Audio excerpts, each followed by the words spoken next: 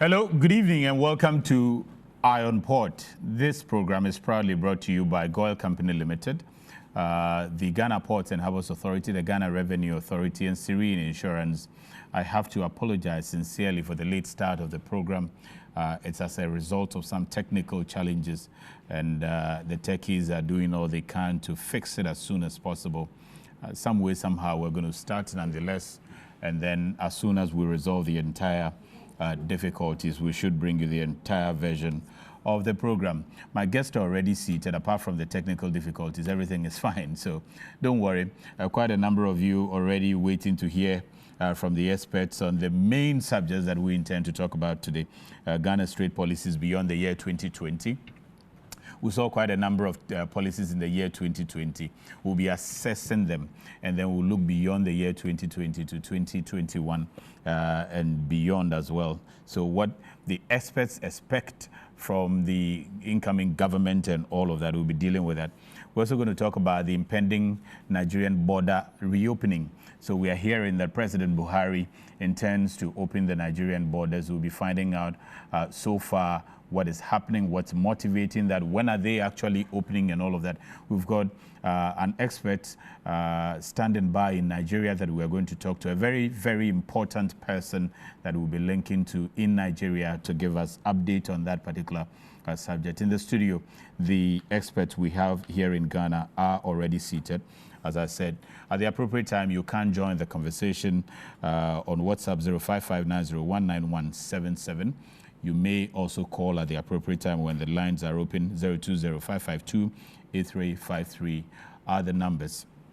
Tomorrow, if you tune in to GH1 at 8:30 p.m., you should watch the abridged version of the program on GH1. And then on Wednesday at 8:30 p.m. on Ghana Television, you should watch an abridged version of the same program on Ghana Television. That's on Wednesday. And the Thursday, if you get the BNFT edition, the Business and Financial Time, Thursday edition of that paper, you should be able to read virtually everything that transpires on this platform. Ghana Web as well. You should read a lot about what transpires here. We'll be back shortly after the break. The TEMA Port Security Manager, Colonel William.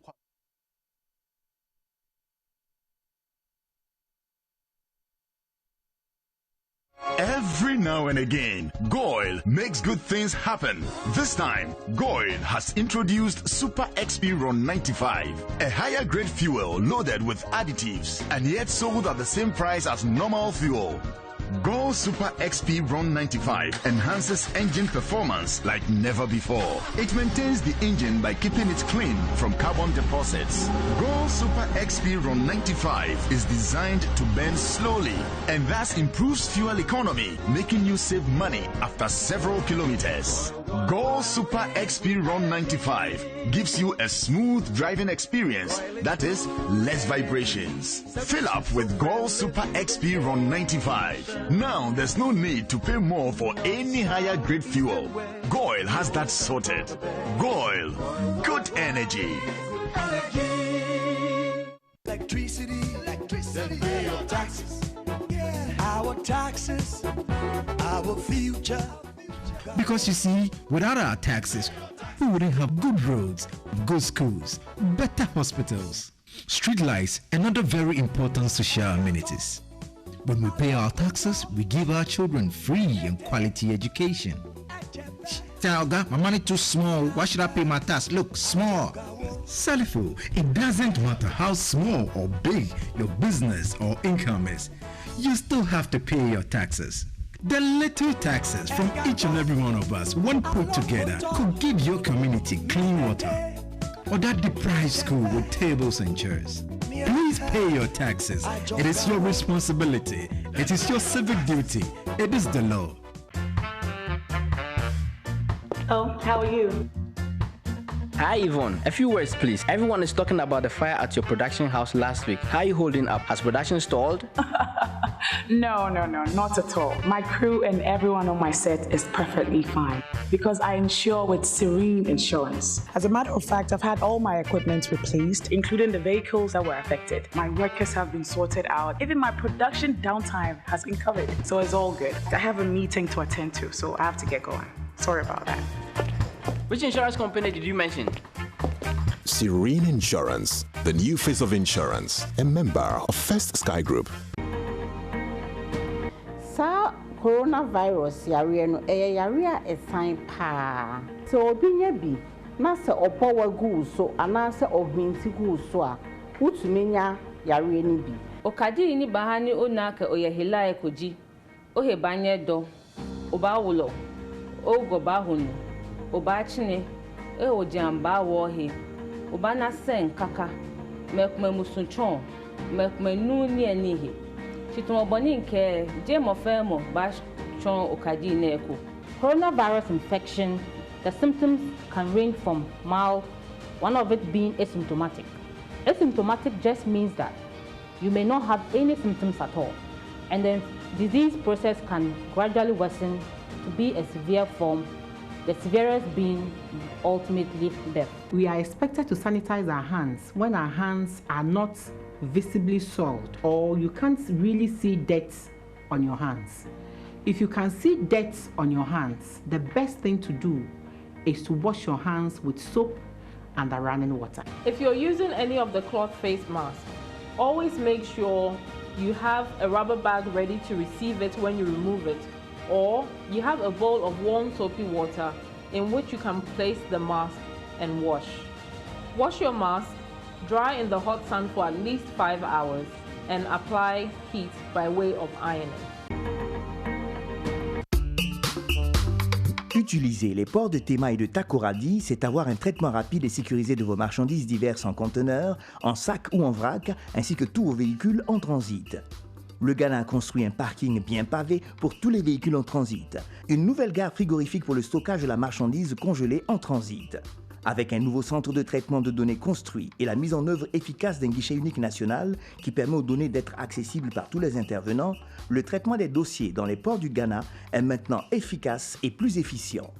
Utiliser les ports du Ghana, c'est profiter des systèmes de portes électroniques et d'exploitation des terminaux ainsi que de la réservation des navires en ligne, entraînant ainsi un parc de camions fiable pour un acheminement de vos marchandises dans les brefs délais avec un suivi satellitaire jusqu'à nos frontières. Les femmes, à vous les honneurs. Les ports de TEMA et de Takoradi célèbrent la femme. Que les bienfaits de cette célébration apportent plus de bénédictions. Welcome back to the program. It's Eye on Port, and we are live this time around. We have to sincerely apologize for the technical difficulty which has led to the delay in starting this program. Like I announced earlier, we're going to go to Nigeria shortly to talk to a senior colleague there to give us update regarding the proposed border reopening by the Nigerian government. We'll also be assessing the motivation for Nigeria government towards that particular policy and direction. Nigeria has also deposited with the African Continental Free Trade Agreement, and we'll be finding out details on that from Nigeria and all of that. So we, here in the studio, we have Dr. Joseph Obing, the president of the Ghana Union of Traders Association. We also have, no, good to see you. I'm sure that, you know, we have had a marathon in-house, just trying to fix a few things together. So my guests are already exhausted, but I have to apologize again. Doctor, pleasure to have you in the studio. The president of Ghana Union of Traders Association. Ziad Hamwi, national president, Ghana Borderless Alliance. Mr. Ziad, pleasure to have you, and sorry for the marathon that we've taken you through with all the delays. Good to be here. Our immediate past president of the Ghana Institute of Freight Forwarders is Mr. Kwabena Ufosuapia, the man we haven't hijacked for a long time, only to hijack him today and look at what is happening. So, Ufosuapia, pleasure to have you. We apologize again for the technical difficulties we've had.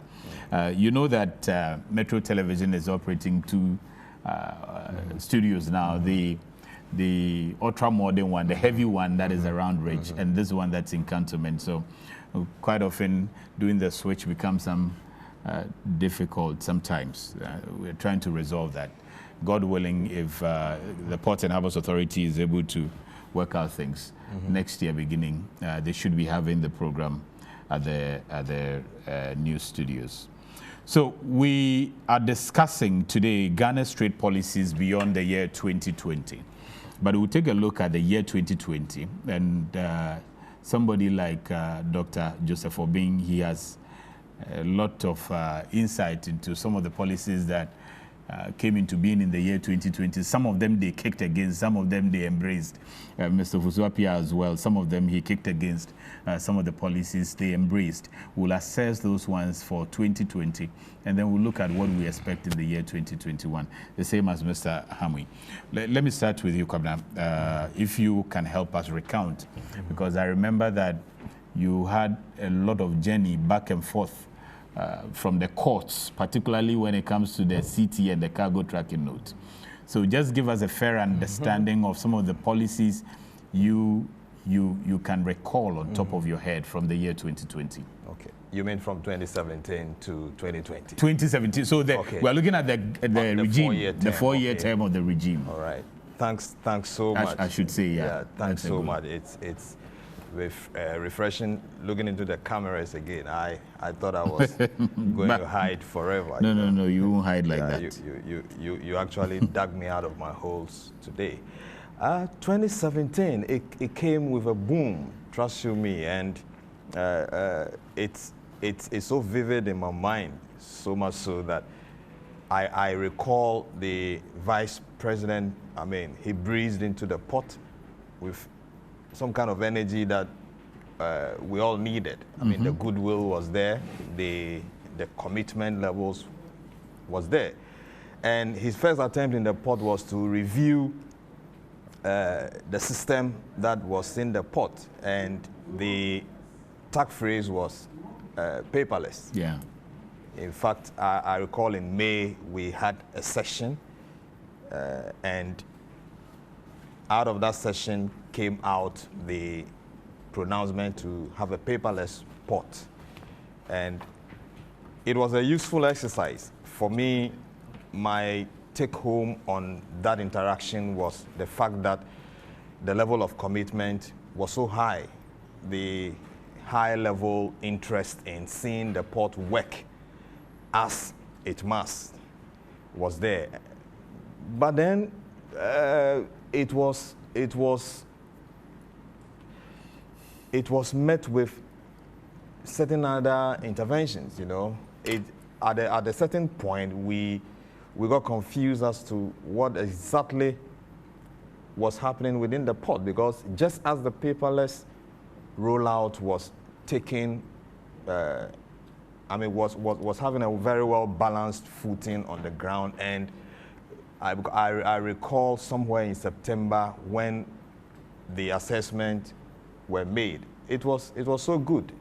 Across the ports of Ghana, we actually started experiencing close to 90% paperlessness.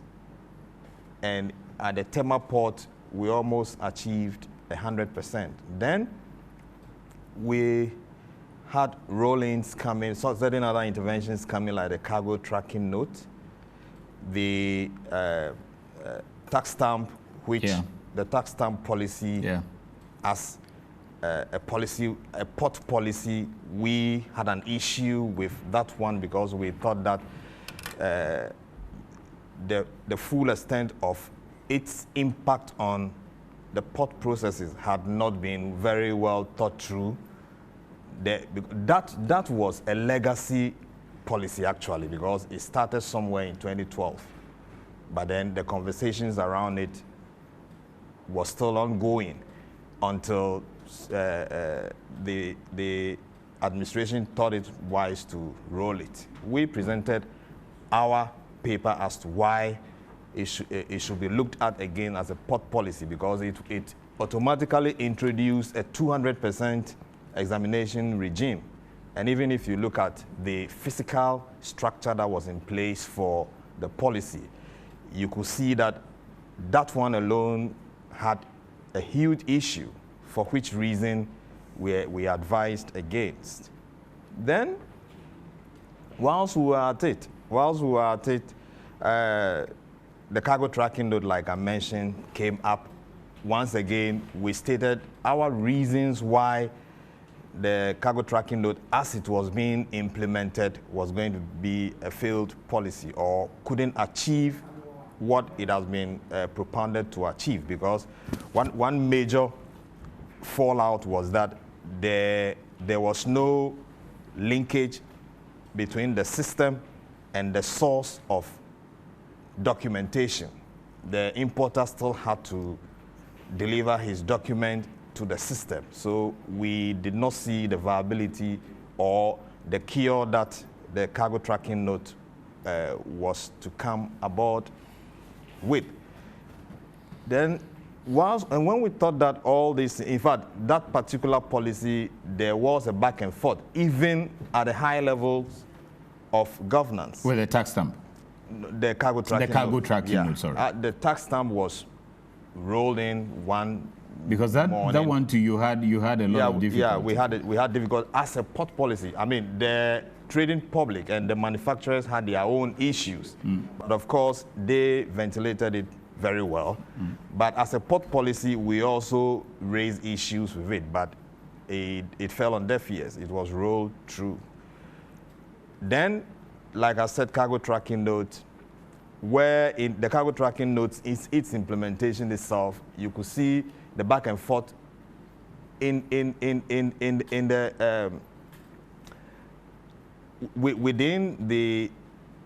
the space of government itself. Letters being written, letters being ignored right from the very high places, and that was a worry because immediately it gave a wrong signal to traders to do or not to do.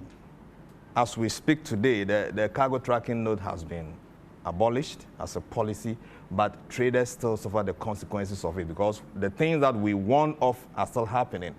The Chinese shipper still sees it as an avenue to make money.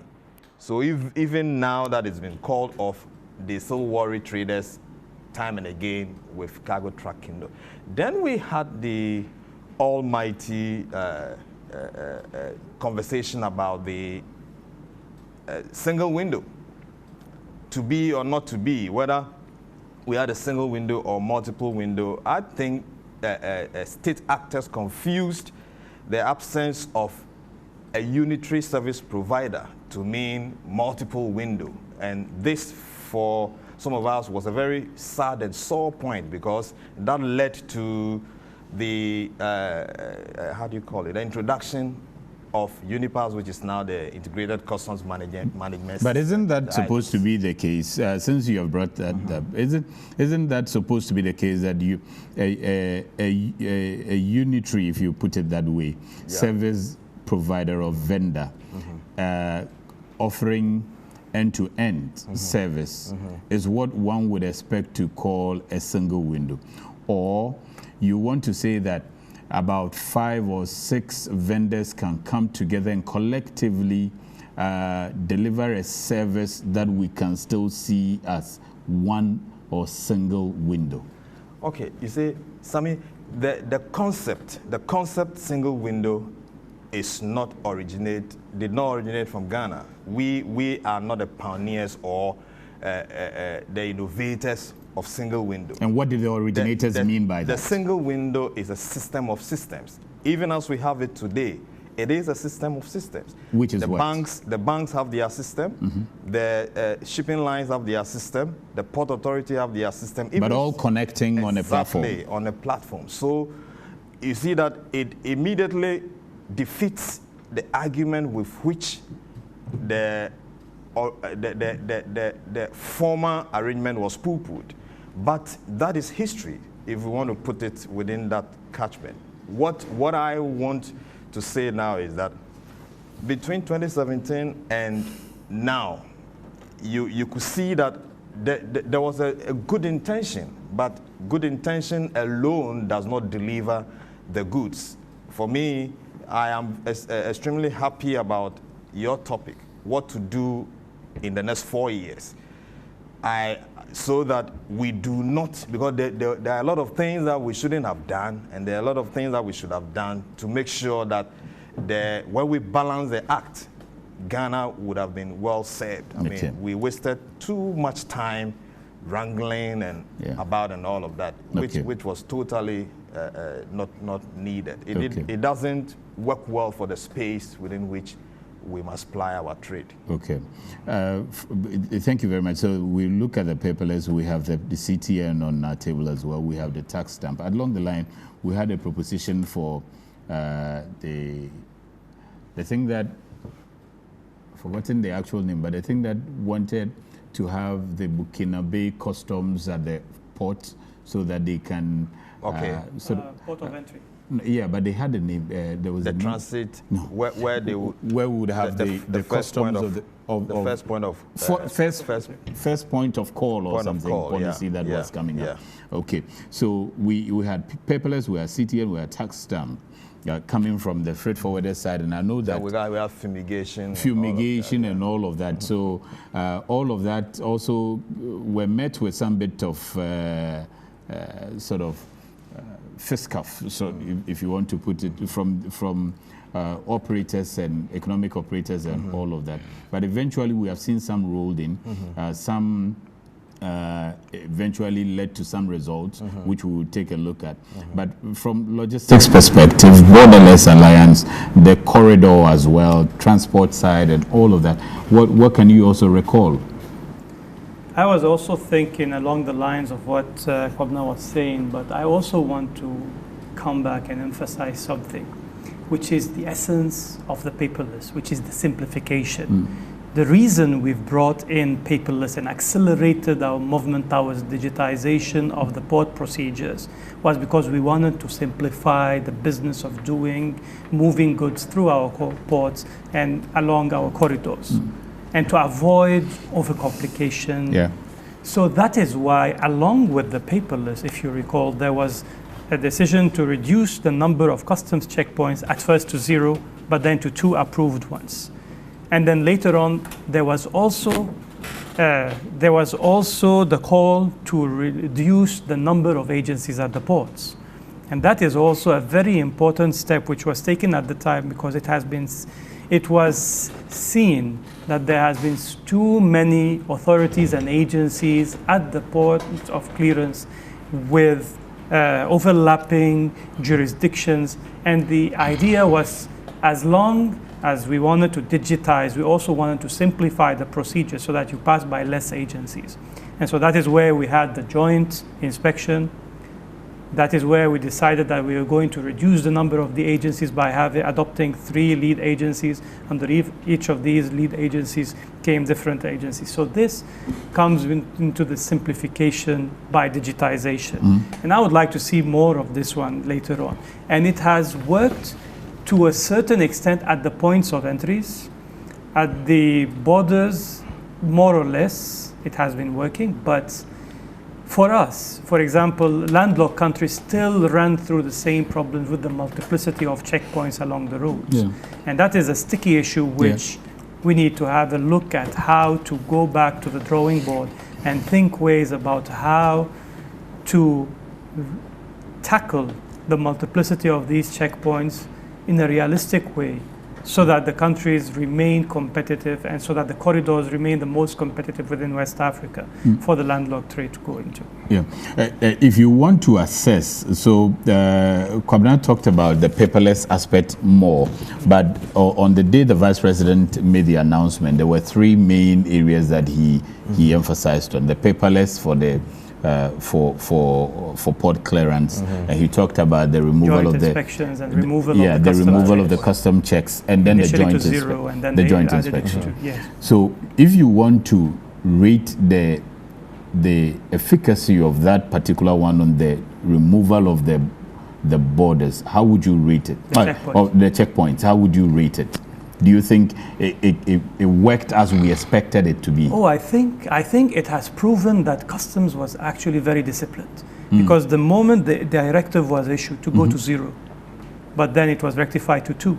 Immediately the number with customs came down to 2. Yes, but immediately it was approved. Customs took the decision and GRA rolled it out, and then in fact. But how did that help the corridor though? Well, you had to step less to verify your customs documentations. And that will mean, first of all, avoiding the multiplicity of stops and avoiding the frequency of illicit payments at some of these unofficial checkpoints and barriers, because many of the checkpoints which are enacted on security basis end up doing something that doesn't have to do with security in the first place. Okay. So if you are mounting a security checkpoint, either a fixed or a mobile one, and you end up by asking for insurance papers and for driving license and for documents that doesn't have to do with security, then it is not serving the purpose that is being intended to provide. And so in that case, it doesn't have to be there. Okay. Okay. So it causes more trouble than it actually solves. The more checkpoints you have, the more likely you are to to waste more times on the roads and to suffer the vagaries either of people of paying more money or suffering with losses in your cargo. That is clear, but there are those who argue that not much impact when it comes to the corridor one, when it comes to stopping and checking and inspecting of these documents has been felt, because they expected that the vice president may have included even the police, so that the number of checks that we see from the police on the corridor that equally leads to some of the delays that you have been advocating against would have also been stopped. But then the emphasis was only on customs, and even at that time, customs barriers were just about 5 or 6. So a reduction to 2 wasn't too significant. But police barriers are about 60 and all. 61. And 61. That was September 2019. So do you feel the impact of that particular directive to have the customs come back? Now I get your question better. It has not affected the number of checkpoints that is by non-customs agencies. And that is why it wasn't able to really give the intended desire to free up the corridors from unnecessary delays, because the delays were still ongoing but for other reasons. And I know that there have been several approaches and outreaches to the leadership of police, whether the IGP or the regional commanders, and discussions. Would you have wished, though, that the similar directive should have gone to the police from as high a level as the vice president's office? I still didn't find a suitable compromise between security and trade at the level of security. Once you are discussing the security issue, you cannot really balance trade against security, because security is higher. So now look, in Ghana we have the particularity of having a decentralized police structure. So regional commanders are on the ground. You can't issue a directive from Accra and it gets straight all the way to Paga. No, it doesn't happen that way. If one checkpoint is instated by one of the regional, you're talking about 16 regional checkpoints. So it's a bit decentralized. So if I get you right, you are saying that from the directive the vice president gave, because it was purely on trade, he couldn't have mixed it with the security aspect. That is why he probably left the police aspect and dealt with only customs. But if you want to assess only dealing with the customs, the impact of that on the entire difficulty and challenge of having delays on the corridor, what would the assessment be? Most of the economic operators say that they don't have serious issues when it has to do with customs documentations. And so the issues with customs are very minimal. So the main issue would have been with police. Exactly. Okay. Okay. You are not able to rank me, but I'll come back to before I bring Dr. I also look at the paperless for me. So your assessment of that within that particular regime from 2017 to 2020 of the efficacy of that particular directive. Paperless. Yes. I mean, till the time, paperless was basically a TEMA Takrade thing. I mean, the emphasis was, the focus was on TEMA and Takrade. Minus the land borders and all of that. Exactly, and KIA. KIA. Okay, but trust you me, at a point, these districts saw the wisdom in what was happening in TEMA and Takoradi. So sector commanders themselves tried to adopt certain aspects of the paperless thing that was happening at the port side. And trust you me, if that system had been allowed, we would have reviewed and dotted the I's and crossed the T's, and probably the story today would have been different. But up to a point, the paperless is hinged on a certain technical delivery. The technical delivery, like I speak to you today, has been set aside. The paperless structure is based, there's a vehicle that drove it. The vehicle has been changed, so as we speak today, we don't have paperless. But because that intention has been rolled out before, I want to believe that going forward, this new system will be retweaked to be able to deliver paperlessness as we almost had it before the rollout. So before the rollout of the new one, let's assess it from there, because that's the particular policy we are dealing with. When the announcement came, and all with the enthusiasm for which everybody embraced it, until June thereabout, or let's say March thereabout, when the Unipass system came to be, did you have an efficient paperless system within your clearance processes? I remember I was asked this question somewhere in September 2018, when we were doing 2019, when we were doing the 1 year review of it. And I on a scale of 1 to 10, I think I remember giving it between 6.5 and 7. 7. Yeah. Okay. So 70%. Exactly. Okay. So we trust you me, if we had continued along that line, we might have, if we didn't maintain the 7, we would have moved forward, but not to have retrogressed. Okay. And you are saying that now with the introduction of the new system that is now picking up, how would you rank the system at the moment?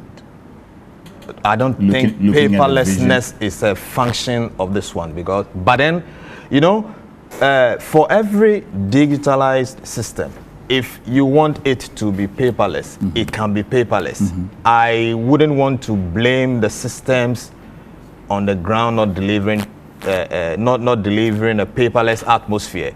It takes a certain doing to issue certain administrative directives, because I do not see why you have to, before you get to the bank, I do not see why you have to get a piece of paper to take to the bank when the systems are speaking to themselves, okay? So for me, I think it's a function. I think now the problem that is at stake, or the concern of success, or the success factor, is not so much of paperlessness. It is the concern of the success factor is to ensure that the system which is in place today proves itself to be the vehicle with which we can process our clearance and get out of the port. I want to believe that when they get it right, the issue of paperlessness will be taken care of. Okay, so we'll come and look at how we can get it right beyond 2020.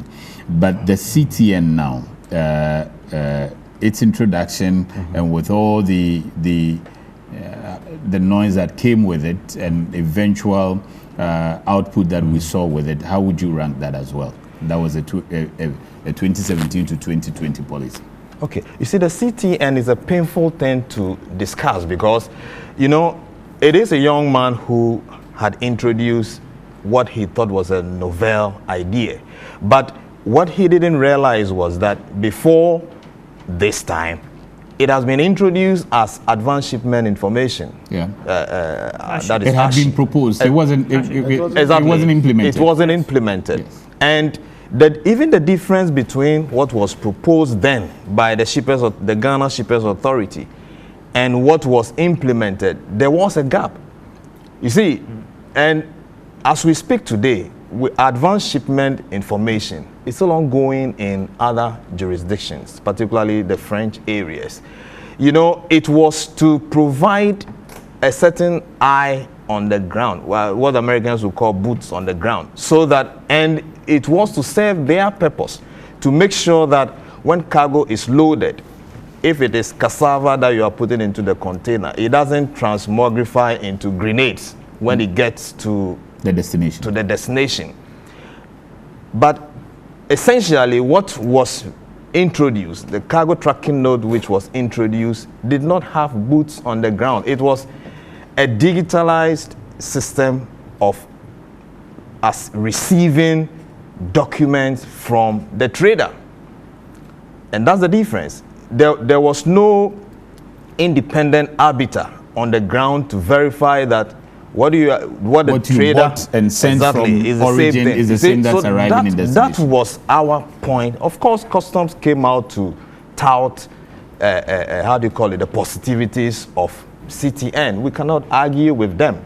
But if we should go into the data, probably, and do the balancing act, everybody can tell their story. But as we speak now, CTN is a thing of the past. Yeah.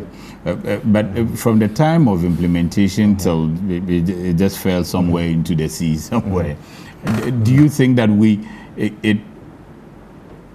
can say that it served some purpose per your role that you played at the time, the president of the freight forwarders?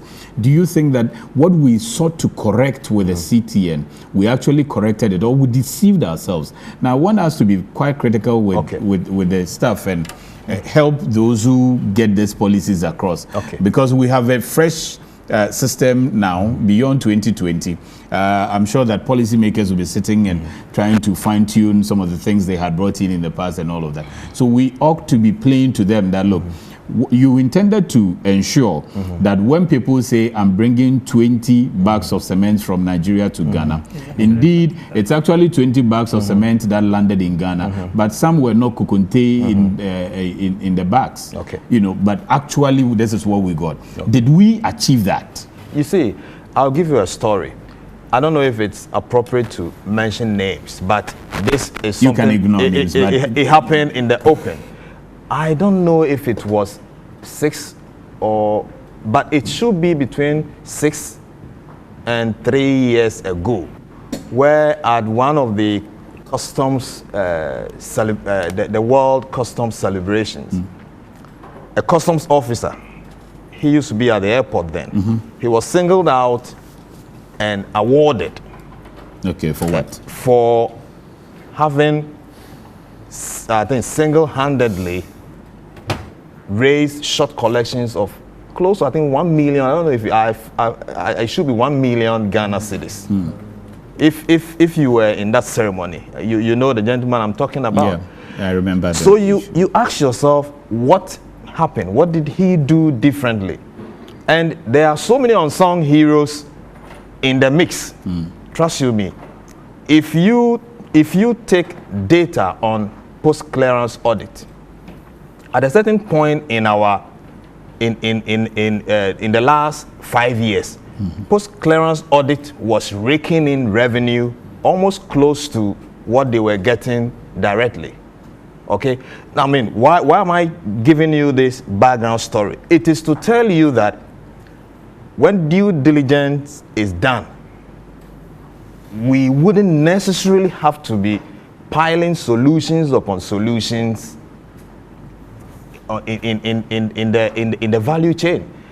Some of the solutions you realize, apart from maybe the business considerations, really are no solutions.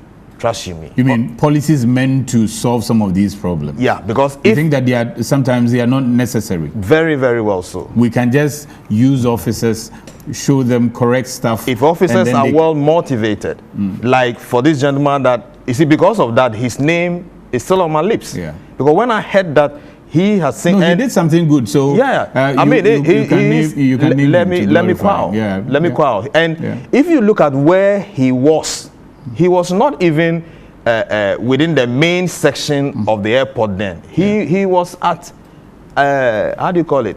A much smaller unit. Yeah. But he was able to to perform such feat for him to be mentioned and awarded at a World Customs ceremony. Yeah. You know? Yeah. I remember that event. Let me bring Doctor in before I bring Ziad in on this, but you can keep that thought on. I know where you wanted to tackle, so let Doctor come in. Doc, you may want to highlight some of the ones that have been highlighted by Kwabena and Ziad, but from where you also sit, what were some of the policies that came out for you within that regime, 2017 and 2020 regime? Yeah, thank you very much for this opportunity. For us in the business community, the most important thing has been that we had unlimited access to government. Okay. And that's the most important thing for us. I hope the two gentlemen will agree.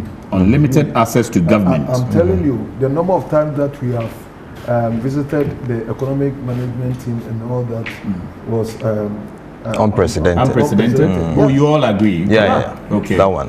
So this government had been quite interactive. Exactly. Very. 2017 to 2020 government. Very. So much so. I see. And so for me, that's the most important thing, because the issues of trading are so varying and many. Yeah. So it will come anyway. And when it comes, how do we? You need to engage. We need to engage and solve it. That's why we're able to solve so many of the things that. Like Kwabra enumerated, the CTN, the fumigation issues and all that. And we were able to come into conclusion that have benefited the Ghanaian businesses. And that I won't take it away. Unlimited access to government. Yes, if that alone can be sustained for this engagement, then we'll go a bit far. If you recall that when the government came, because we have discussed about the high rate of duties, the spare parts and all that, the first year in office they removed the duties from spare parts. The 15% VAT was difficult for the informal sector to operate. That one too, we engaged with government, and that they implemented the 3% flat rate to simplify the tax system for us. Government had rolled out the paperless to make effective the trade facilitation, ease of doing business, to fast track transactions at the port. And all these things were very welcome. CTN had come, we had argued that if government wants to have a better resource of what they intend having, then they should do the custom to custom arrangement. Otherwise, when they do through the CTM arrangement, it wouldn't yield the resources. Baggage out. It means that anybody can input anything, and then it will be accepted down here. It will be accepted, and eventually we have been vindicated. And because the custom to custom link wasn't there, was missing. Exactly. And that I recall that you had raised it. Exactly. And this all that we're saying, we're not just challenging government and all that. Because for me and for the business community, parity is very important. It doesn't serve anybody good as a business person when people are doing underhand dealings to edge you out of business, because then he has advantage over you.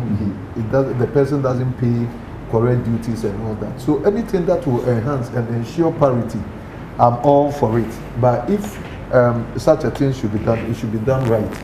And so going forward, if we have to sit down again, probably we'll know how to take that issue on. You also recall that benchmark 50% reduction on benchmark values.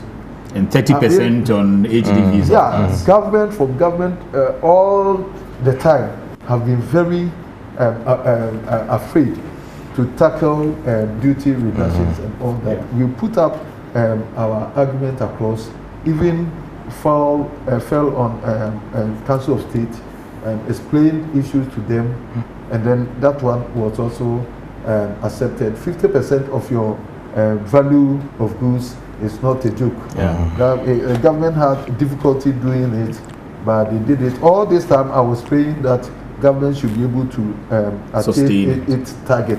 But if they don't get the target, then they may withdraw from that. Unfortunately, we're able to, because we have always said that all these systems doesn't mean anything when compliance level of the tax payment is nil.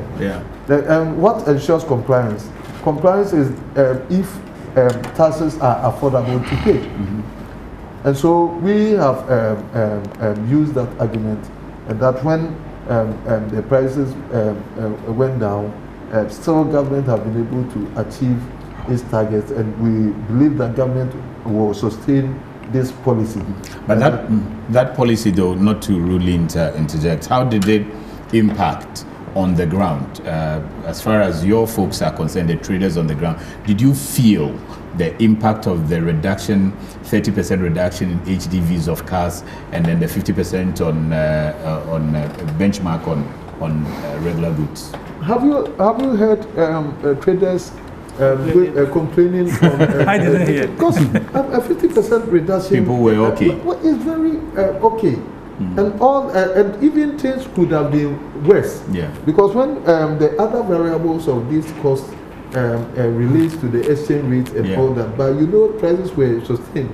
And prices have been. People say that it doesn't reflect. No, I think the consumers rather made that complaint. The traders were comfortable, and it's easy to measure if the traders are seeing the impact. But what probably would be difficult to measure would be whether the consumers were feeling the impact. Did the traders also did you make it trickle down to the consumers? Yeah, definitely. There was a time where the goods actually reduced in prices all across the shops. All across shops? Oh, I see. Visibly. So you go by the week, you see that there's a reduction. What the consumer expected was that not by 50%. 50% of your benchmark have been reduced, so it should go. It doesn't work like that. Because you have the previous stocks that we have cleared at the... But after a while. After a while. So this thing goes, and then we've been able to sustain the prices even as of today that we're talking about. And so fortunately for us, this year 2020 have seen relatively stability for the exchange rate, and it has been able to contain these prices. And so we've gone that far. Then the COVID came. But sorry, before you bring even the COVID, because then you'll be taking us closer to the end of there was also the spare parts reduction in duty, if you recall. I don't know if you stated it. How did that also go for you? Because at some point, some of the spare parts dealers said, "Okay, I haven't seen that impact." This one says, "I haven't seen it." How did that reduction go? People do complain. Elimination of people do complain, even when there's no issue to complain about. I mean, one was going to pay 100% duty, now he's paying 50%. One thing that we don't also forget, that the market is so competitive, and nobody will price himself out. And we don't have a control price error. It doesn't happen. So in the wake of this competition, when we are talking about foreigners coming in and all that, nobody overpriced himself up. And so most of those things were imaginary. Or maybe the expectation was that duty is nil, and then the price should go down significantly. Forgetting about the other variables that also come to play. But for me, what is essential is having been able to sustain our prices for a relatively long time, or to the extent of even coming down. When it comes down, they don't complain too. So that's what. Let me maybe feed into what both of them have said, and the doctor has said. Let me start with doctor. You see, the first conclusion is that, and there will be short ones. So the first conclusion is that we have the visionary leadership, which has an idea to implement. It is when the implementations come to the ground where you start to see some of these issues. They're difficult. Because if you have a good idea, but you don't execute it or implement it or enforce it correctly, then you might end up with more trouble that you start with, even though you have the best intentions in the world. And so we have good leadership. We have a visionary idea. we have the idea of being proactive to find out what the economic operators need and try to attend to the needs. So this one, we have to make sure that we have better oversight in the coming next years over the policies we want to implement or enforce. Coming back to Kwabna, CTN is actually an example, a typical example of the conundrum we have in Ghana in balancing the internal generated fund directive with the need to reduce the port fees and charges in order to make our trade and businesses more competitive at the ports. We haven't yet discussed the multiplicity of the fees and charges at the ports, and some of which we are bound by our agreement with the World Trade Organization's Trade Facilitation Agreement to start charging according to what the cost of the service is. But you find out that in Ghana, some of our services are percentage-based. And in a few years' time, this will start to affect us negatively because it is against the guidelines of the TFA. And so we do have bodies that have the ability to move forward. We have a roadmap which has agreed at the National Trade Facilitation Committee. There's a roadmap and there are steps and milestones which you need to take. And so we are somewhere along that road, I would say 40%, 35% somewhere. But the road is there and it has been drafted. We have to proceed on it in order to enhance our trade facilitation. If you facilitate trade, then the businesses will increase. When the businesses increase, you will feel the economic impact, both at government level, at business level, and at the individual level. Yeah, Sammy, if I can also add to the two of them, you see, they were all talking about new systems that were being introduced. The CTN, the paperless, the ICAMS, and all that. What we do not work, because we always embrace any new system that will seek to enhance on trade facilitation, that will fast track trading and then ease of doing business and all that, cost of doing business. But then, if you bring systems, the systems are there to ensure efficiency. Yes. And so we find it rather difficult that new systems will be implemented with all the arguments that we put up to make it even better and all that. And then we have the problem. So we come back and then we form task forces at the port and all that, having gone through all the stress, having gone, because otherwise then it defeats the whole purpose of the policy, the modernization that we are doing and all that. Some goods being scanned. Doing physical inspection at this age of our time, where we say that we have a modernized port system and all that. It's not acceptable. And now the second-hand clothing people, all the time they say that their goods are being red flagged for them to offload and all that. Where are the scanners?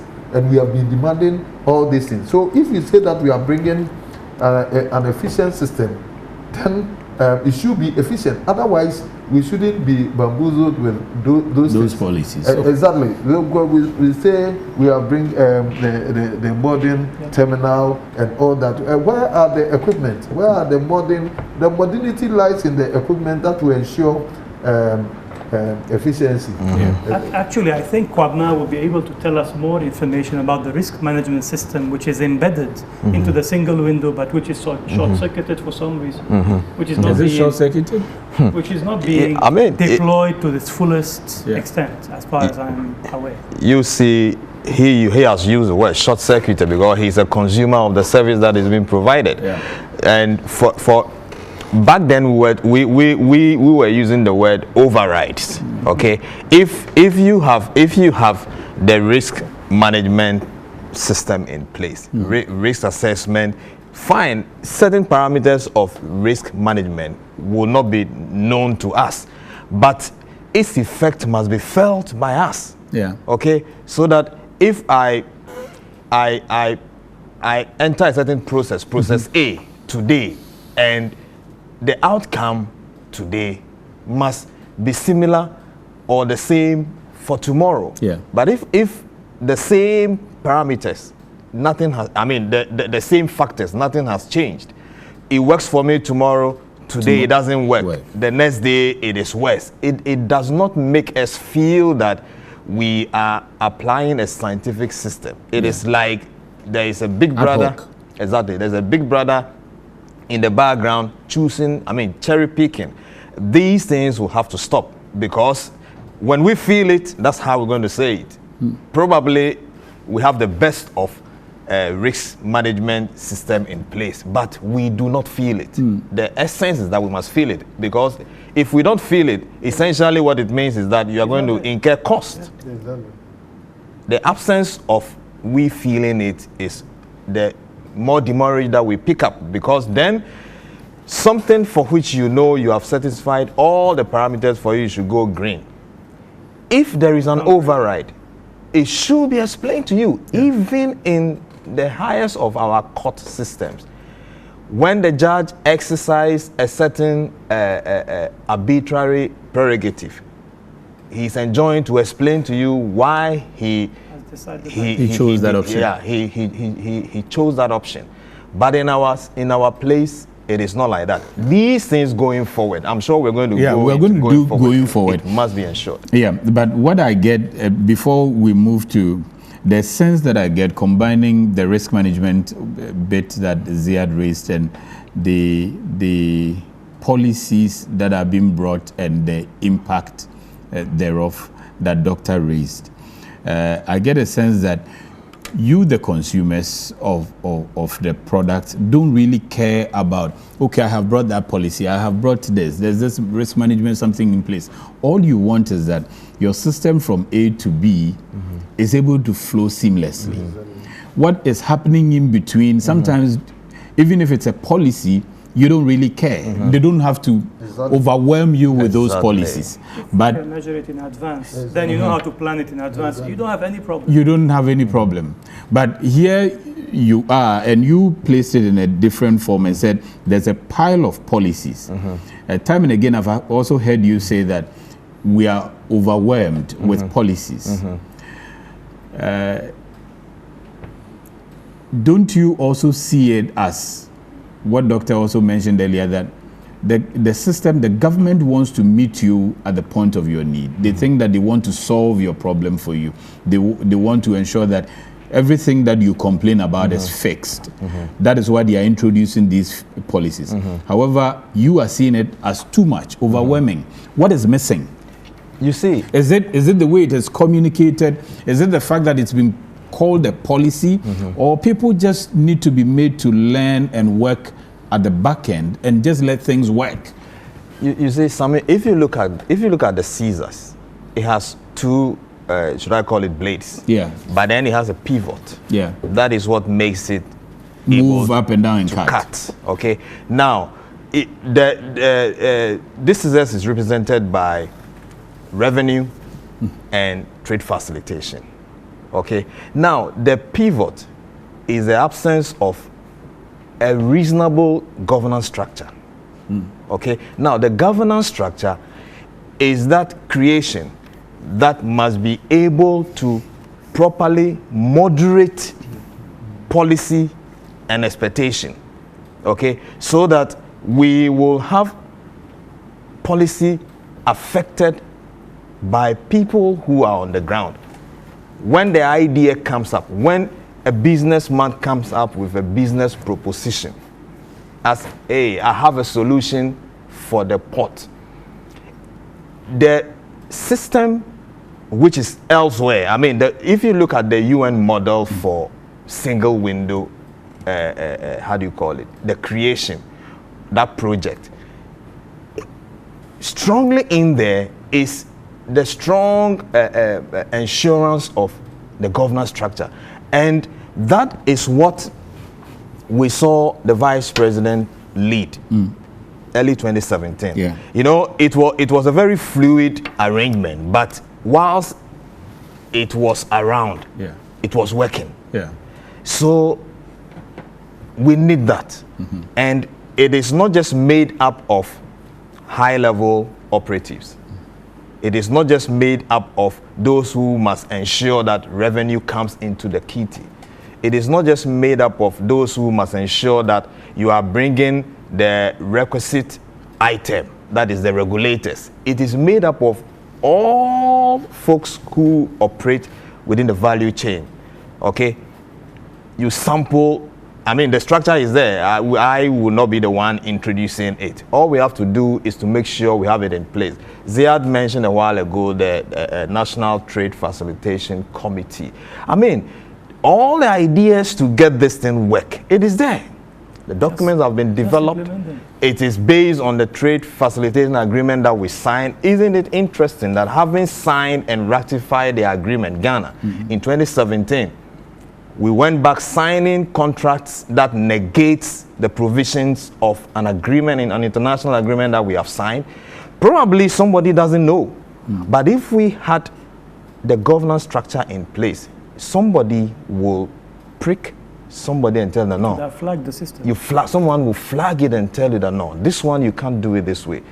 But maybe he just hinted at problems that we might have going forward. Because if our trading partners, where we go buy stuffs from, I mean, the European Partnership Agreement, it's happening in a wishy-washy manner, but it's going to happen. If we have serious trade partners realizing what we're doing here, they can pick on us.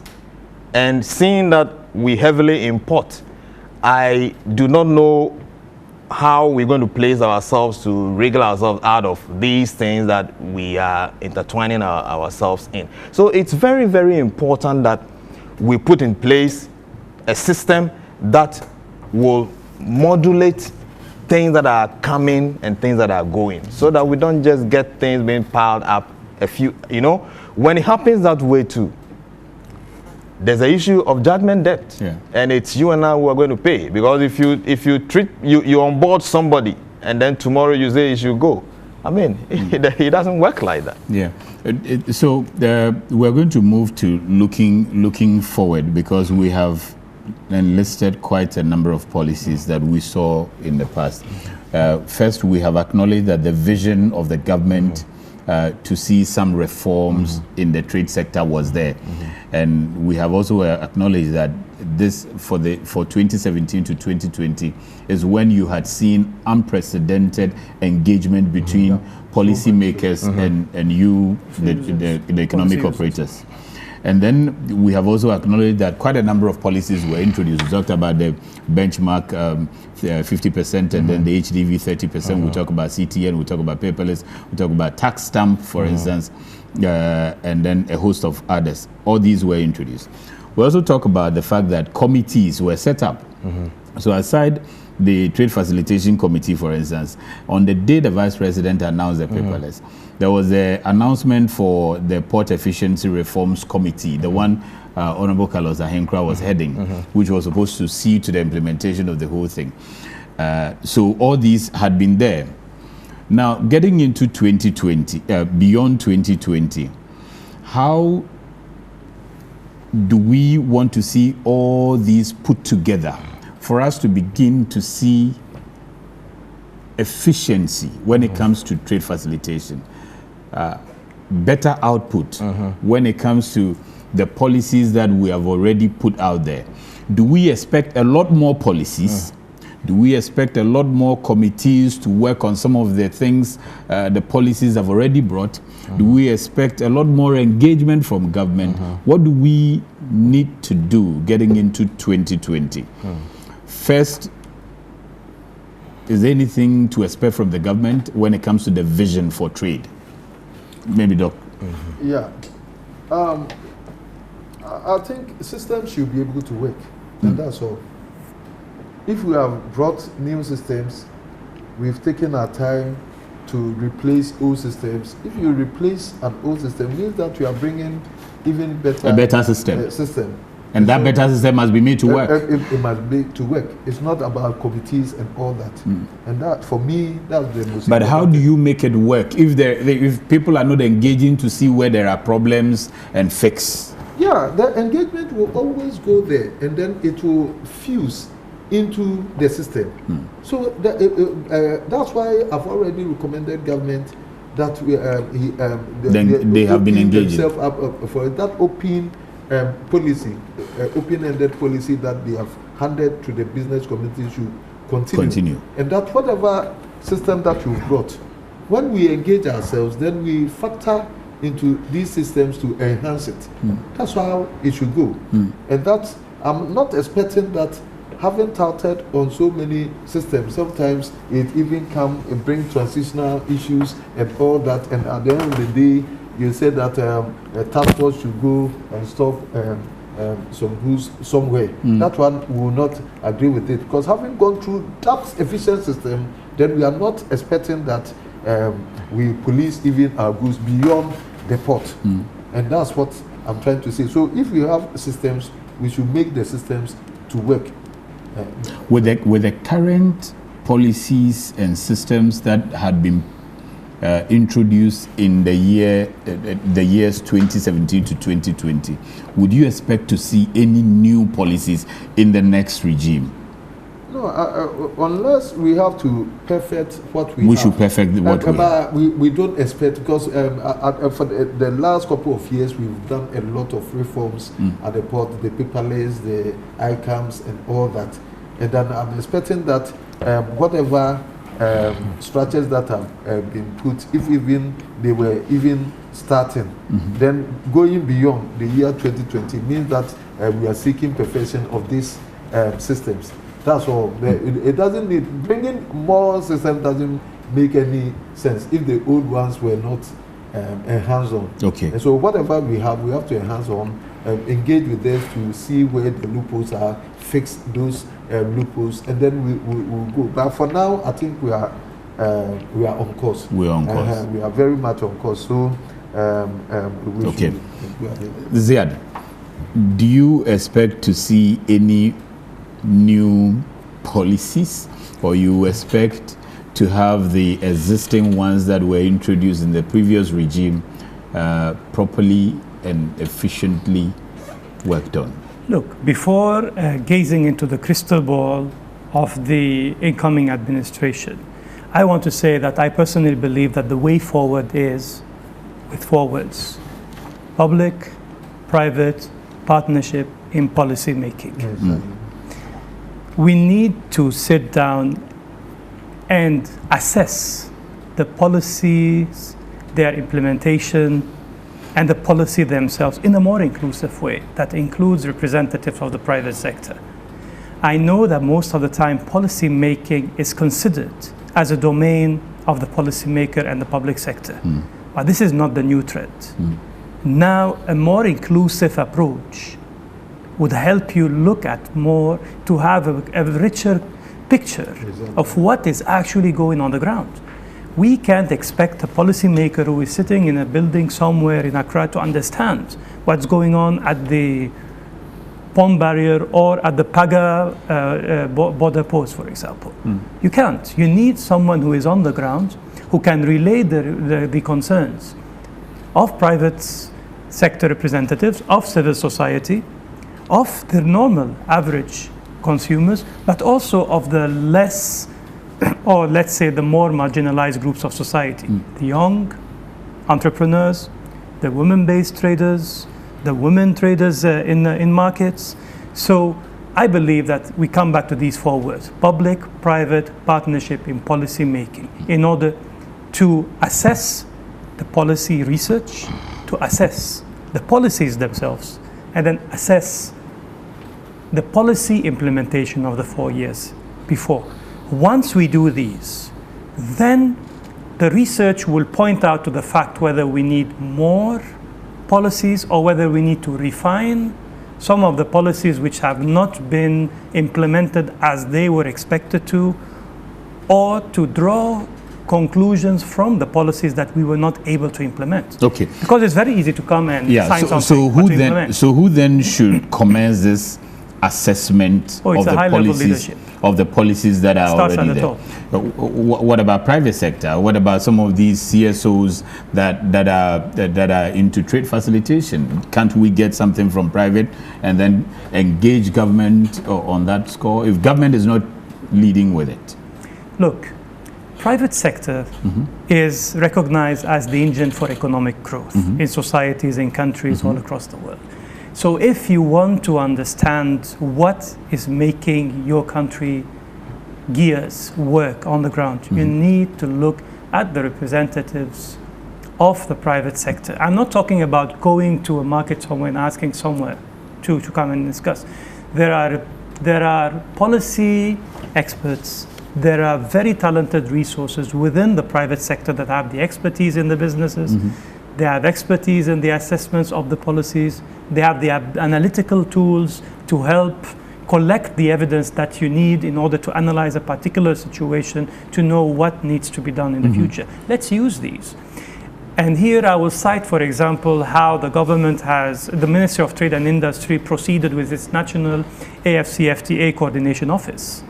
When the Ministry of Trade and Industry was setting up its technical working groups for the implementation of the AFCFTA, they drafted representatives from civil society, from private sector, from government agencies, and they brought them together over a few sessions in order to identify areas that they needed to implement. So you want something of this be replicated when it comes to some of the policies, assessment of the policies that had been introduced in the port. Not just that I want it, Sami, because prior consultation is a prerequisite, not just for the policy making itself, but also for policy implementation. If you want the people who are users of the policies to buy into this policy, they need to have a view of it before you decide to wake up one day and come up with your summary. I'm trying to get who should help us lead, because we're already getting into 2021 and we are there almost. If you would want to advise government now on what we are to do when it comes to some of these policies that had been thrown out or introduced from 2017 to 2020, and see how best we can build upon it into the beyond 2021. We need to re-examine the oversight. Who should? I want you to help people leadership, the top political leadership of the country will have to review the way it designs monitoring and evaluation of policies at the top level. If we're talking about port reform, you need to have a leadership that is able to give you the truth of what is happening on the ground. Okay, at the moment, you are more or less saying that government should now get down there, assess paperless, assess CTN, assess all of these, have a blueprint. In an impartial way. In an impartial way. So we probably do it with private sector, civil society, a partner to get this done. And you feel that this assessment should be able to help? You know what my dream is? My dream is that we will reach a place where we will be able to assess these policies even before, in a bipartisan way. Okay. In a way that includes the whole of your country's leadership. Yeah. To say that this is what has to happen in order to move forward. Yeah. And that way, you will be most inclusive with the whole society. Okay. Anything Let me apart bring from that will be... Let me break Kobna. Kobna, we have had all these policies we've talked about.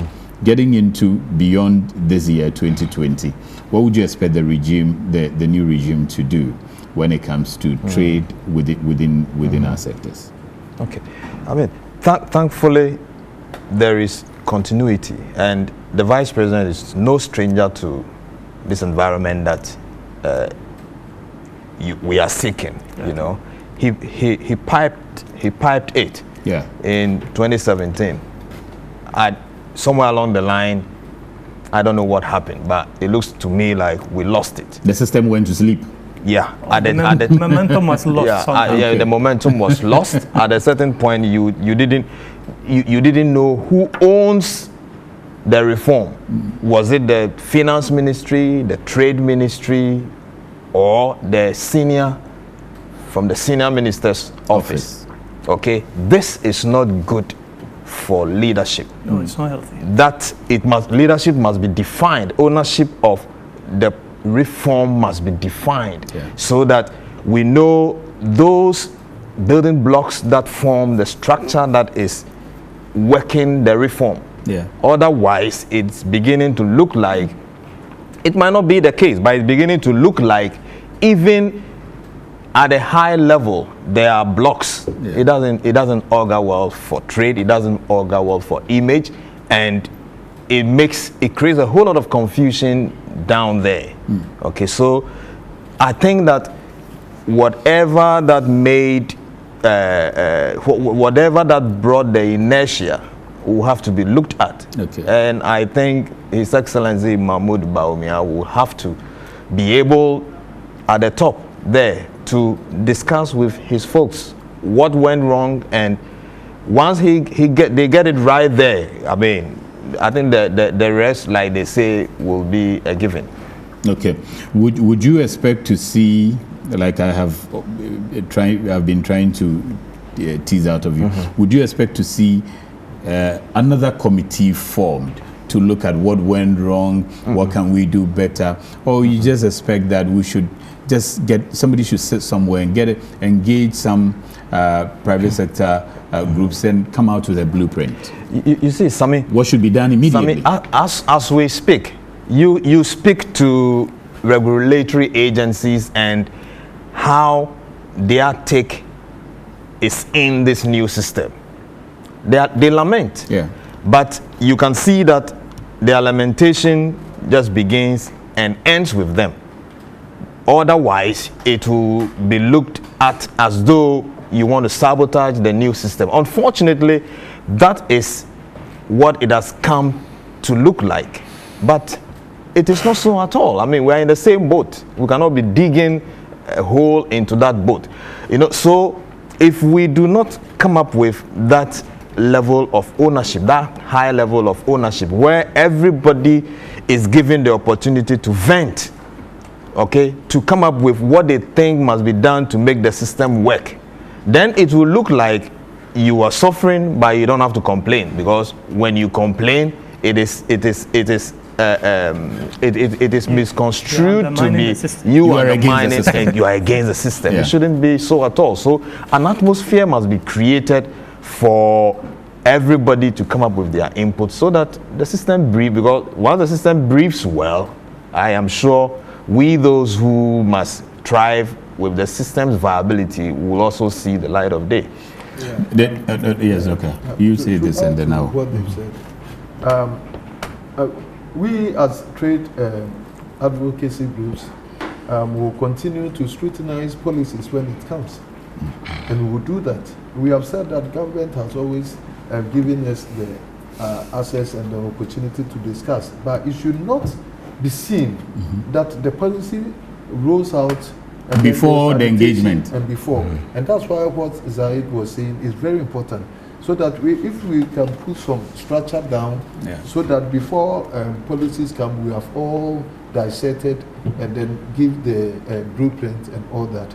That will be excellent. Then it shouldn't be the case that traders wake up one day and find always reject policies of state and all that. It does not even augur well for us and even for government. And so there should be a structure, a permanent structure going forward. I believe that they will listen, as they've always listened to most of the concerns.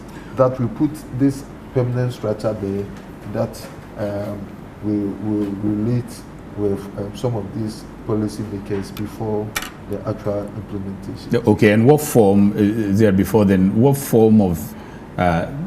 form should that structure take now? Because now there's the economic planning. What's their name again? Economic management team, and then you, the economic operators as well. If you are saying that you want the engagement be done prior to most of this, some of them they will tell you, and one of the policies, for instance, is the ban on salvage vehicles. They will tell you that a lot of engagement were done before. People were even taken to South Africa, stakeholders were taken to South Africa to see how things ought to be done and all of that.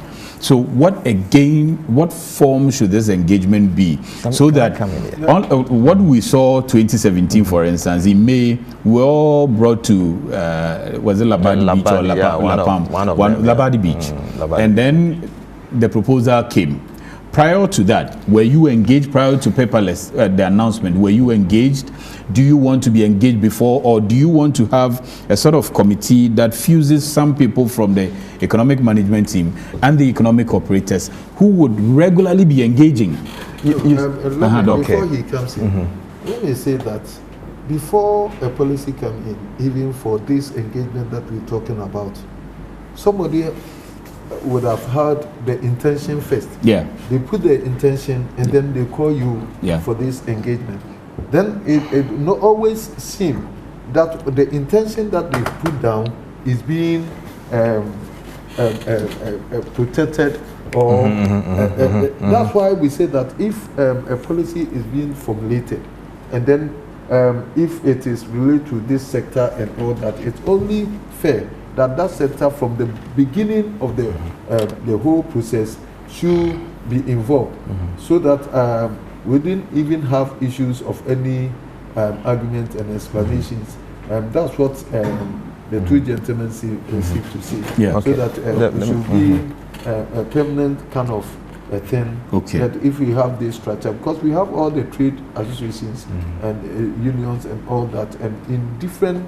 But sectors. you are operating in silos from government. The At government. times, yes. At times, yes. You let Sami, you know something. This is a work in progress. Yeah. Okay. Now, in answering whether we are expecting any new introduction, except it can make a case for itself, I'll tell you no. But I mean, once we are dynamic beings, you never know. Yeah. Something wow might come and wow all of us, and we'll eat humble pie.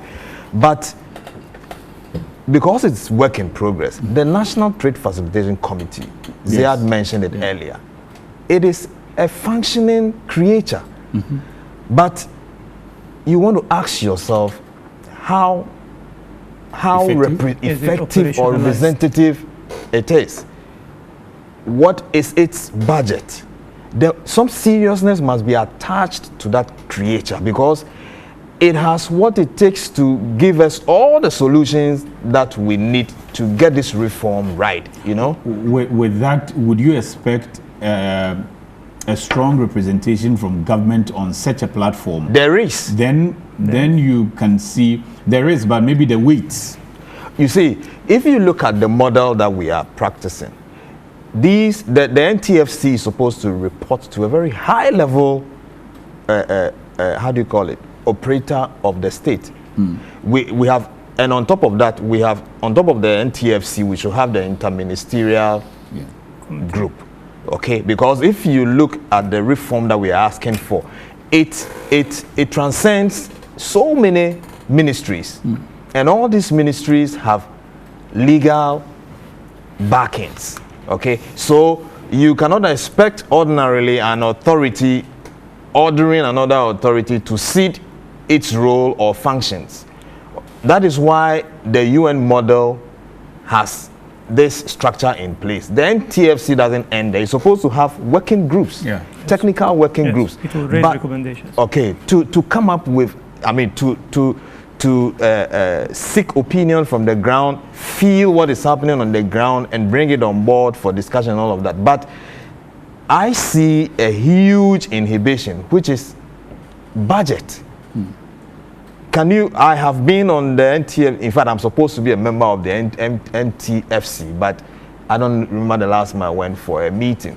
And one thing that is not missing, anytime there is a meeting, you can sure bet that it's a foreign entity that is sponsoring. We should take ourselves serious for once, because that is at the core of our cash cow. If we cannot attach certain seriousness to that body. Seriously, Kwabena, here goes into this, the meetings you have with the NTFC. That the budget cannot be footed by. But that is what it is, Sami. That is what it is. Because what you are saying is that you already have an existing platform, which if we are to engage regularly on that platform, it shouldn't be a problem to let government know the problems, and it shouldn't also be a problem for government to also engage with the operators what plans they have.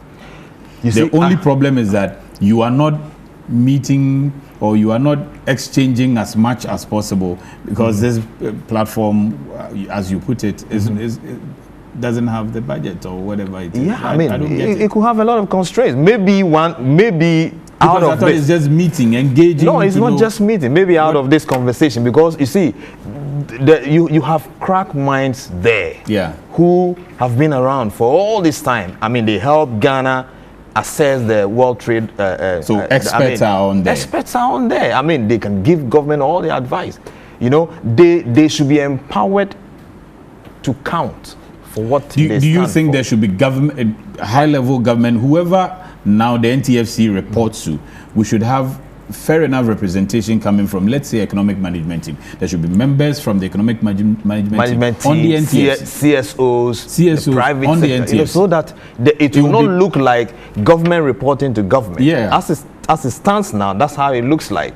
And you know what goes on when that kind of structure bureaucracy, is in place. The chain will break, and then the information will be reduced.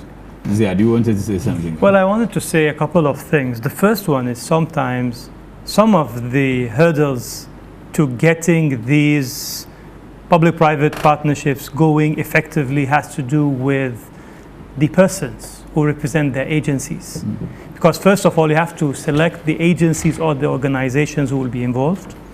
And then you have to determine the persons or the contact persons or the resource persons representing that agency or organization to be following up with the meetings or the assignments or the tasks on these policy making. And sometimes that is a challenge to update the records, to keep to go through the administrative paperwork of reaching out to those who are requested or expected to follow up on your events. Yeah. At times it gets I lost count of how many times I heard a government agency asking another government agency of not having received their invitation on time or their official letter, so that is why they weren't able to come.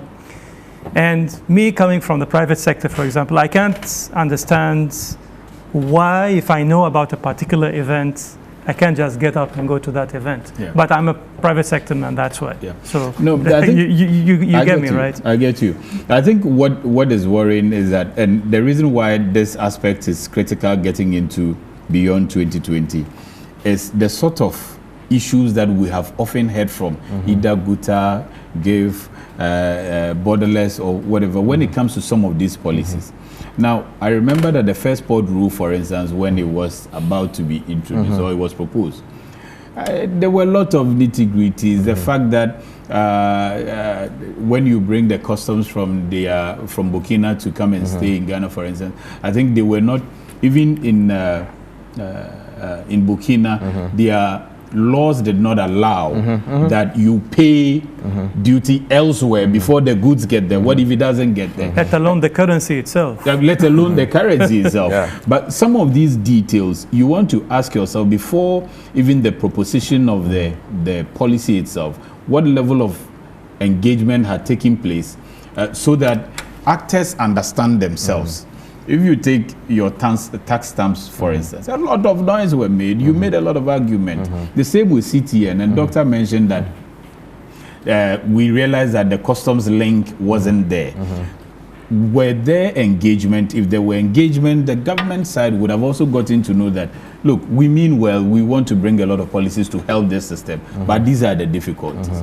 So definitely there should be some platform where government gets to hear the other side. Exactly. There should be. You know, why is that platform missing? Because it was even before you paperless, for instance, the day that it was announced, that is when a committee, the Port Reforms Committee, was set up. Couldn't a committee be in place even before the announcement and all of that? Sometimes it is not possible. Sometimes it is. So I understand. Look, I want to give an example that is a bit different. If you are in the food and beverages industry, for example, and you want to research the market for a new product that you want to launch, you can't just go to bed and wake up one day and say, I'm going to make this kind of chocolate and I'm going to add this ingredient and this is how I'm going to do the wrapping, and I'll bring people to tell them this is how I'm making my chocolate. And then they'll tell you, well done, and you go and you sell it and it sells poorly. And you'll tell people, well, I've asked people about it. There are some mechanisms, like we call it focus groups. Yeah. You call people, you tell them, I want you to taste something, and you sample with them. And different age groups, different expertise, different experiences, different ages, different backgrounds. People will tell you this is like this if you do it like this. And this is like that, and if you do it like that. And then you sit down at the end of the day and you gather all of the information and you say that, well, if I do it in this particular way, it's going to please this much of people, and this is how I can sell it for. And you go ahead and you do it. And once you go there and you start selling, and people start buying, then you'll try to fine-tune your marketing strategies based on what you are producing. Yeah. So there's this kind of focus group approach that you can implement in policy making. Now, I understand that sometimes, admittedly, some of the policy issues require prior either discretion or secrecy for some reasons, many reasons. You can't unveil a particular policy if it's sensitive in particular groups. Yeah. You bring it out reasons. And hope that it will be accepted. Yes. And sometimes you bring it out too early and it's shut down and it's still at it's stillbirth, right? So there are several ways, several strategies. And the same way, there are several ways where you can go with your engagement in order to make sure that you are inclusive enough of the right people to give you the advice of how to implement a particular policy for the particular user. Come now, you wanted to say Yes, I was just going to throw a challenge to you on this platform that you take the model and where the National Trade Facilitation Committee and the role is supposed to play. You look at the success story anywhere that this thing has worked in the world, and let's see how we can maybe start a movement to empower that NTFC and get a private sector operative to either chair or co-chair with a public, how do you call it? Public sector representative. A public sector representative. You know, because right from the beginning of this conversation, we talked about trade. Government doesn't trade. Yeah. It is the private sector or the private businessman who trades. And the earlier we recognize this, the better it will be for all of us. In ECOWAS integration, in AFTA, in whatever trade bloc that we want to create, the business person should be the focus. If business people in Ghana and Nigeria begin to talk, business persons in Ghana, Cote d'Ivoire, if they begin to talk, you will realize that there will be little business for government to do when it comes to our integration efforts. Yeah. Let me say that we are going to go to our next agenda, which is the impending Nigerian border opening shortly. You didn't let me finish on my issue. My issues are, are quite different from the port issues. In fact, I'm coming to you. That's why I mentioned because I was going to introduce you in. So when you finish, we'll go to the other. Yes. So you pick this one before. We'll let you highlight on yours before we come to the. So I was just going to announce to viewers though that because on the Nigerian one, I had let Doctor waited on the line because we had a technical difficulty. No, he's not there. Unfortunately, Doc will not be joining us from Nigeria, and I'm talking about Dr. Ken Ukahau. Is it? Kawaha, the president of the Nigerian National Association of Nigerian Traders, and trader and a lawyer, Nigeria's AFTA champion as well. We are hoping that he joins us. When he joins us, we will be taking his view on the impending Nigerian border opening. Dr. Obing will also have a lot of information on that to talk about that, how his people are also seeing all of that. Let me announce that at this point in time, you can share your comments with us on WhatsApp. You may also contribute via call. The number that you can send the WhatsApp to is 0559019177. The number you can call 0205528353. This one says, good evening, and I'm coming to you shortly, Doctor. Good evening, Mr. Ajaman. I'm Nathaniel from Boom. Processes we used to clear cars at the port is too much. Now things are changing. So 2021, the car parks, do something about it. And please, the exit gate we have at the Golden Jubilee Terminal Security, more than 4 people. We have customs We have more than 4 customs people. We have national security and we have police. 2021, the system should change. We need that change. Okay, so all the others I'll find time and read after Doctor's submission. Doc. Yeah, so going forward in 2021, what the business community actually require is what I want to articulate here. If you recall, latter part of 2018 saw the seeming banking crisis that we have in the country. And then when things started normalizing, government have consolidated, the banks started paying and all that. Then the COVID also came in 2020 to slow down business activities and all that, the lockdowns and all that. It has actually rendered most businesses very businesses challenged, and most of them have even on the verge of bankruptcy. And it is for this reason that the government even intervened, if you recall, to bring the stimulus package and all that. The stimulus package originally was intended for about 200,000 people, applicants that were to be expected. But at the end of the day, over 850,000 subscribed to it. It means how people need credit to do their business. And when we talk about credit, we are talking about affordable credit.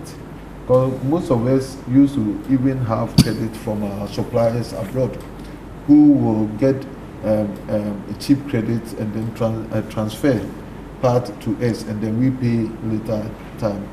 Most of these companies are challenged, and so we are finding it difficult to get these credits from abroad.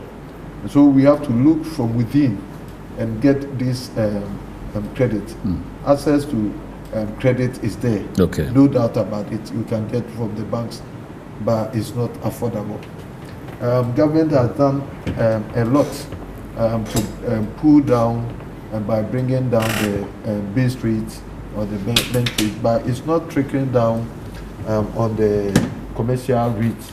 And it's very difficult to understand why the gap is too big. And this is where we want to go from this angle, and that's going for the even continental free trade and all that. Before we can be very competitive, then our cost of borrowing should be very cheap, so that we can be compared to other countries. Otherwise, we will be edged out of competition. That's the bane now. So we entreat on government that it should be a major priority, so that there should be a compelling factor mechanism on the mainstream commercial banks to come down with their rate and to bridge up or close up with the base rate. Normally, they attribute to risk factor and all that. The onus lies on the banks to do their own due diligences. That's why they have the lawyers and all that. They have a whole institution to deal with risk. And so if you are not able to do your necessary due diligences, then you do not pass on your negligence as a cost factor to the unassuming client. And so those good customers should be rewarded with good rates, and that we should not lump up the recalcitrant traders. That it is the fault of the banks itself for not doing their due diligence and make it as an excuse. And this is the excuse that they always put up to government, that people do not pay their loans and all that. It's up to you, because you have all the structure, the institutions and all that, to make sure that you are giving your money to the credible people. And so that excuse is not going to be entertained going forward. So government should fund a compelling mechanism, or if possible, set up a parallel bank that will subsidize credit. This is what we need, so that people can have access to credit to be able to go into industries. you see, the continental free trade, we are not going to do it in isolation. So there are going to be imports. Yeah. If you import from outside, suppliers there are getting their credit for 3 to 5%. And then we are here and our credit is our credit cost is 23%. It means that if continental free trade or not, he has an advantage of about 20% to edge you out. Even if duties are not demanded, the duties are demanded from him, and then the locals are not required of duty payment. It will going to have a nosedive. Yeah. It's not going to see any success. Yeah. And so the bane here is for us to find a way that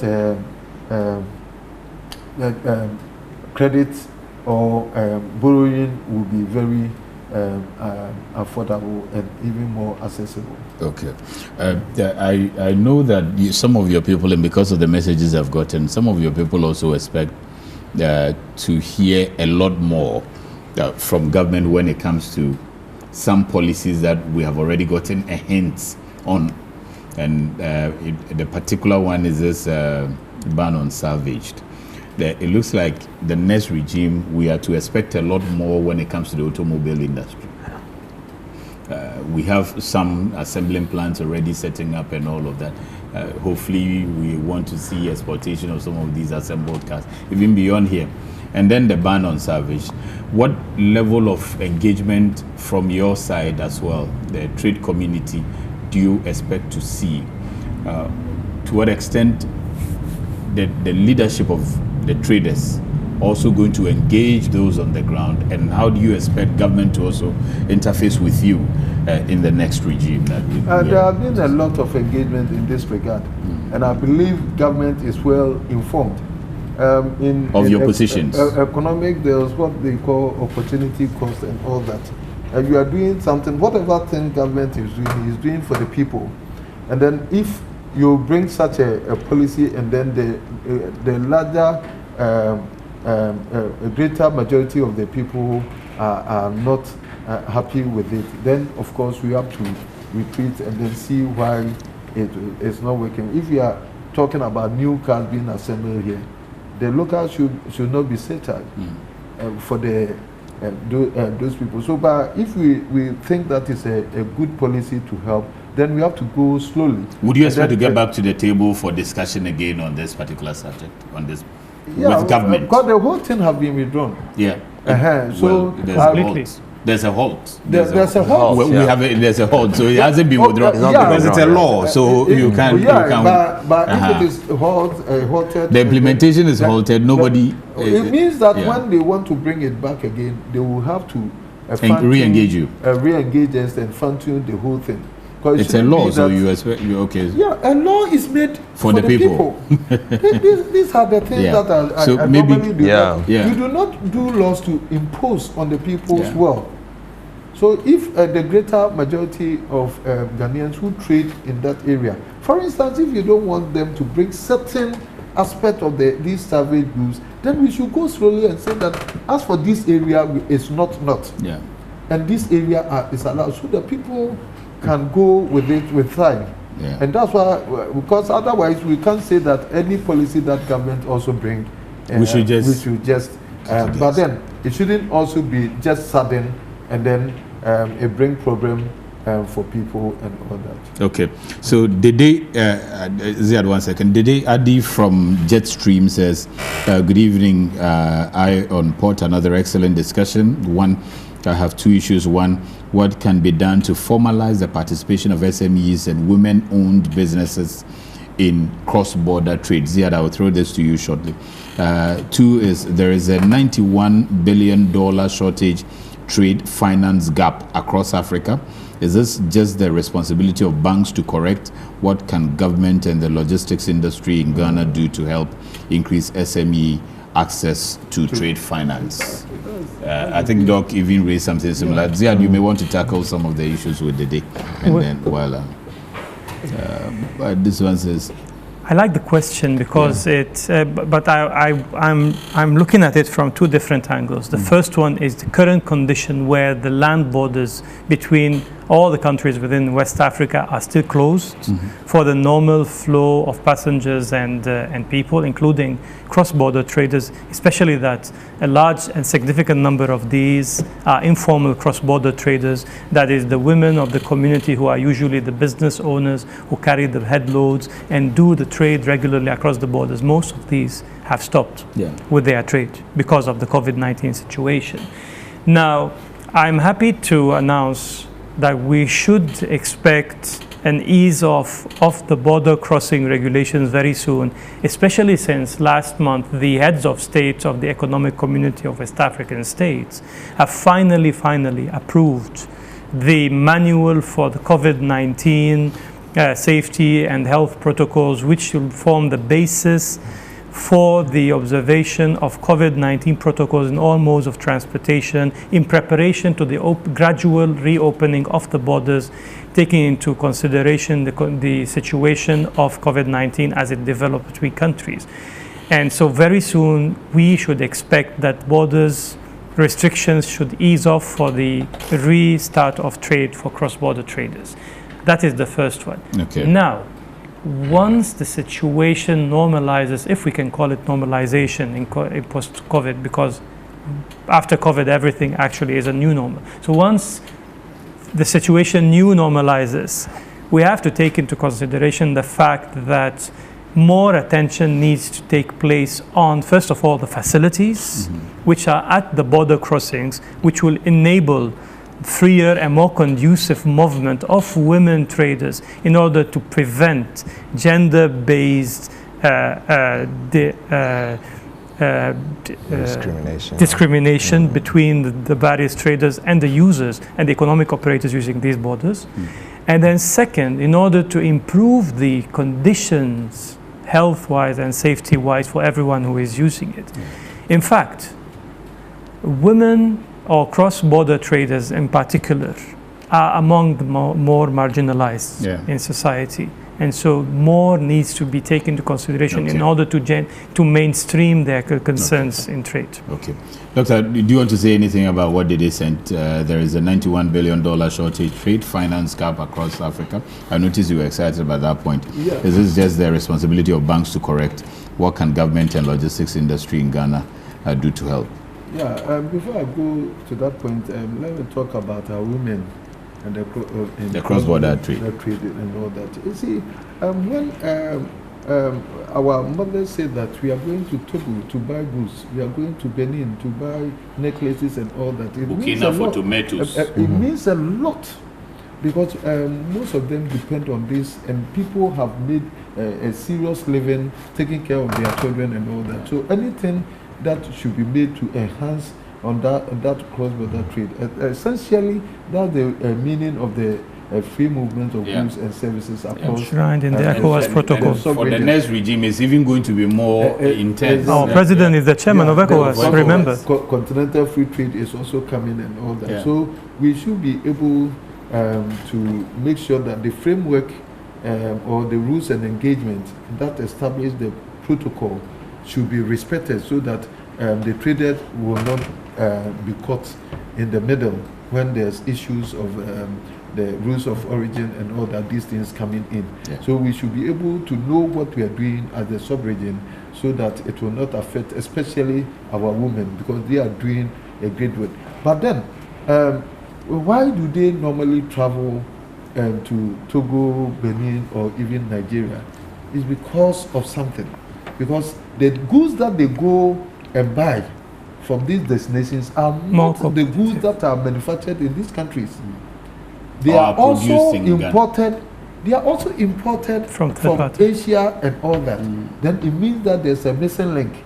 The missing link means that maybe our cost of goods is higher than our neighboring countries, because they can still source these goods even within from the wholesalers here.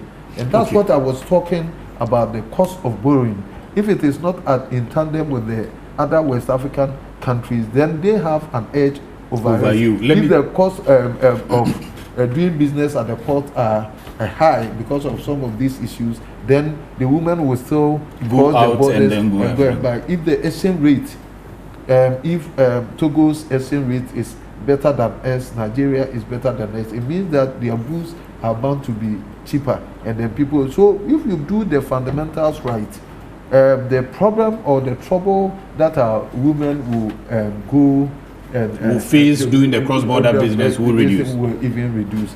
And then you are talking about the 91 billion. 91 billion. I mean, he couldn't have said anything better than what he said. And that's the bane of African trade. Otherwise, the continental free trade will be a sham, because we will still import from elsewhere outside the continent of Africa. You understand? Yeah. Because normally we have said that we do intra trade of 15% only. All that it means is that we do not have finished products, because African people do not consume finished products, because we are more prone to the raw material business than the finished product. And all of this we are going to assess again from outside the distance. If we want to go into manufacturing, then they have to be resourced at a cheap capital, so that they can be at par with their foreign counterparts. And this is why government in the sub-region should come and make it as a policy to subsidize credit by way of even forming banks and all that. Elsewhere, even in advanced countries, they've formed Exim banks and all that, all the way to shore up export for their country, and is subsidized, and it's also accessible to the extent that we from the other countries, the consuming countries, even access these credits from these countries. And this is how we should structure our financing for businesses. Okay, so the number you can text, and I see you calling that, the number you should text is the 055-901-9177. The number you should call, 020-552-8353. If you have advice for government as far as the trade sector is concerned in the next government, you can call or share your thoughts with us. Ziad, maybe we should have congratulated you, because you chalked a very important feat in the course of the previous week. And now that we are shifting attention to talk about the cross-border, the Nigerian border, especially having talked about the cross-border trade, let me say that Ziad was elected as the co-chair, and Borderless, right? Yes. Elected as the co-chair to the Regional Food Trade Coalition in representation of Borderless Alliance. So congratulations. Thank you. Ziad, and Borderless as well. But so then I will start with you. We heard President Buhari says we are to see the Nigerian border reopen any moment from now. I heard that news 2 days ago, and I didn't feel too excited about it, because even though last week Nigeria has successfully deposited its instrument of ratification of the AFCFTA, which is an encouraging feat, but I still felt the same as I did when we were in Wagga in February, when we were discussing the fact that Nigeria at the tripartite committee meeting had requested a 10-point recommendation before the reopening of the border with its neighbors Niger and Benin. And at the time when we were discussing this back in February, there were a few very tricky points that were remaining. 3 of them, one of them was nearly an impossible feat. And so now in full disclosure, I have been told that there has been some significant work that has been done on the remaining points between Nigeria and its 2 neighbors. And we both recall that when the borders were closed in August of 2019 last year, the main reason for the closure was the smuggling of rice from Benin. Yeah. And admittedly at the time, the rice that is consumed in Benin is different than the rice that is being consumed in Nigeria. And then Benin was maybe, I think, the 2nd largest importer in the world of that particular type of rice, which it does not consume, which magically ends in Nigeria as Beninois rice. So there's some element of truth, and there is a reason for that. But then the argument kept shuttling back and forth between security-specific issues and then trade-related issues. And up to today, I am still not very sure whether Nigerian borders are closed because of security issues or because of trade issues, or maybe because of a little bit of both elements inside. But the reason they have given mainly is trade. Or they have given the two, both trade and security?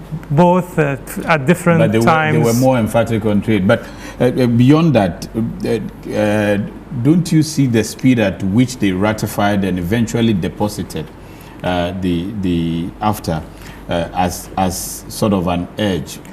It was a good sign, and coupled with that was the fact that they have established a high council of AFCFTA champions, of which I believe your guest was supposed to call in from. One of them. And so the AFCFTA obviously has gained some buy-in from some key representatives of their private sector organizations. Now, it remains to be seen how fast can Nigeria actually buy into the opening up not only of its borders, but also of its internal markets, not only to the ECOWAS trade, but also now to the AFCFTA trade. And as Dr. Obeng was saying earlier, the whole Africa now will have to expect its markets to be opened up to the opportunity and the possibility of the inflow of competitive products that are sourced from elsewhere in Africa that might end up by outcompeting our products if we don't get our strategies right. Okay. So we have to work to up our game. We have to look at what is making our goods less competitive than others. How can we attend to some of these priorities? Whether the finance, for example, the commercial lending rate, or the power cost in Ghana, which is currently hanging at around 17 cents a kilowatt hour for industrial, which is a lot, and many other factors that might threaten our benefiting of the opening up of the African market. Doctor, the borders are going to be open for your people. How expectant are your people? And to what extent was that making a difference in your trade between Ghana and Nigeria? Before Buhari opens it. Before I go on, this self-inflicted something. Yeah. The opening or otherwise of their borders, it will be at the instance of their own people who are suffering. They are suffering. Suffering. Are you sure? At some point, it came that they were making a lot of money out of it. 30%. That one at the time, you can look back at the real. I said it is a disputed fact. Yeah. And I still stand by my word. It's a disputed fact. Initially, they did not inform the neighbors of the other member states. Yeah. And then the goods that they have bought have blocked there. Yeah. So the initial pleadings from these other countries and all that were based on the fact that their goods have blocked, and then they wanted the goods. It's not that they depend so much on the Nigeria market. I'm telling you, it's not a manufacturing hub, and we do not depend so much on it. When people change hard currency and enter Nigeria to buy goods, it's for their benefit and to the disadvantage of our country. I see. So, but let's be truthful to ourselves. Whatever happened in Nigeria was not peculiar to Nigeria only. The issues that they said about smuggling, cross-border. We have had all those issues here. We all have it. Every country have it. Yeah. But we complain about smuggling of rice in Ghana too. We do it all the time here. And even they are the worst corporates when they come to the other West African countries, they bring it. Yeah. In their case, when they cited Benin, as a source of this smuggling and all that. Let me tell you the truth. Beninese are not bigger business people like the Nigerians. Their people have relocated to Benin and doing that business to the place. So they could have found a very unique way to sieve out these smuggled goods and then leave the borders open. But they thought it twice that it will serve them even better, because later what they were saying is that they want to enhance on local productivity. So it was not even security, like Ziad was saying.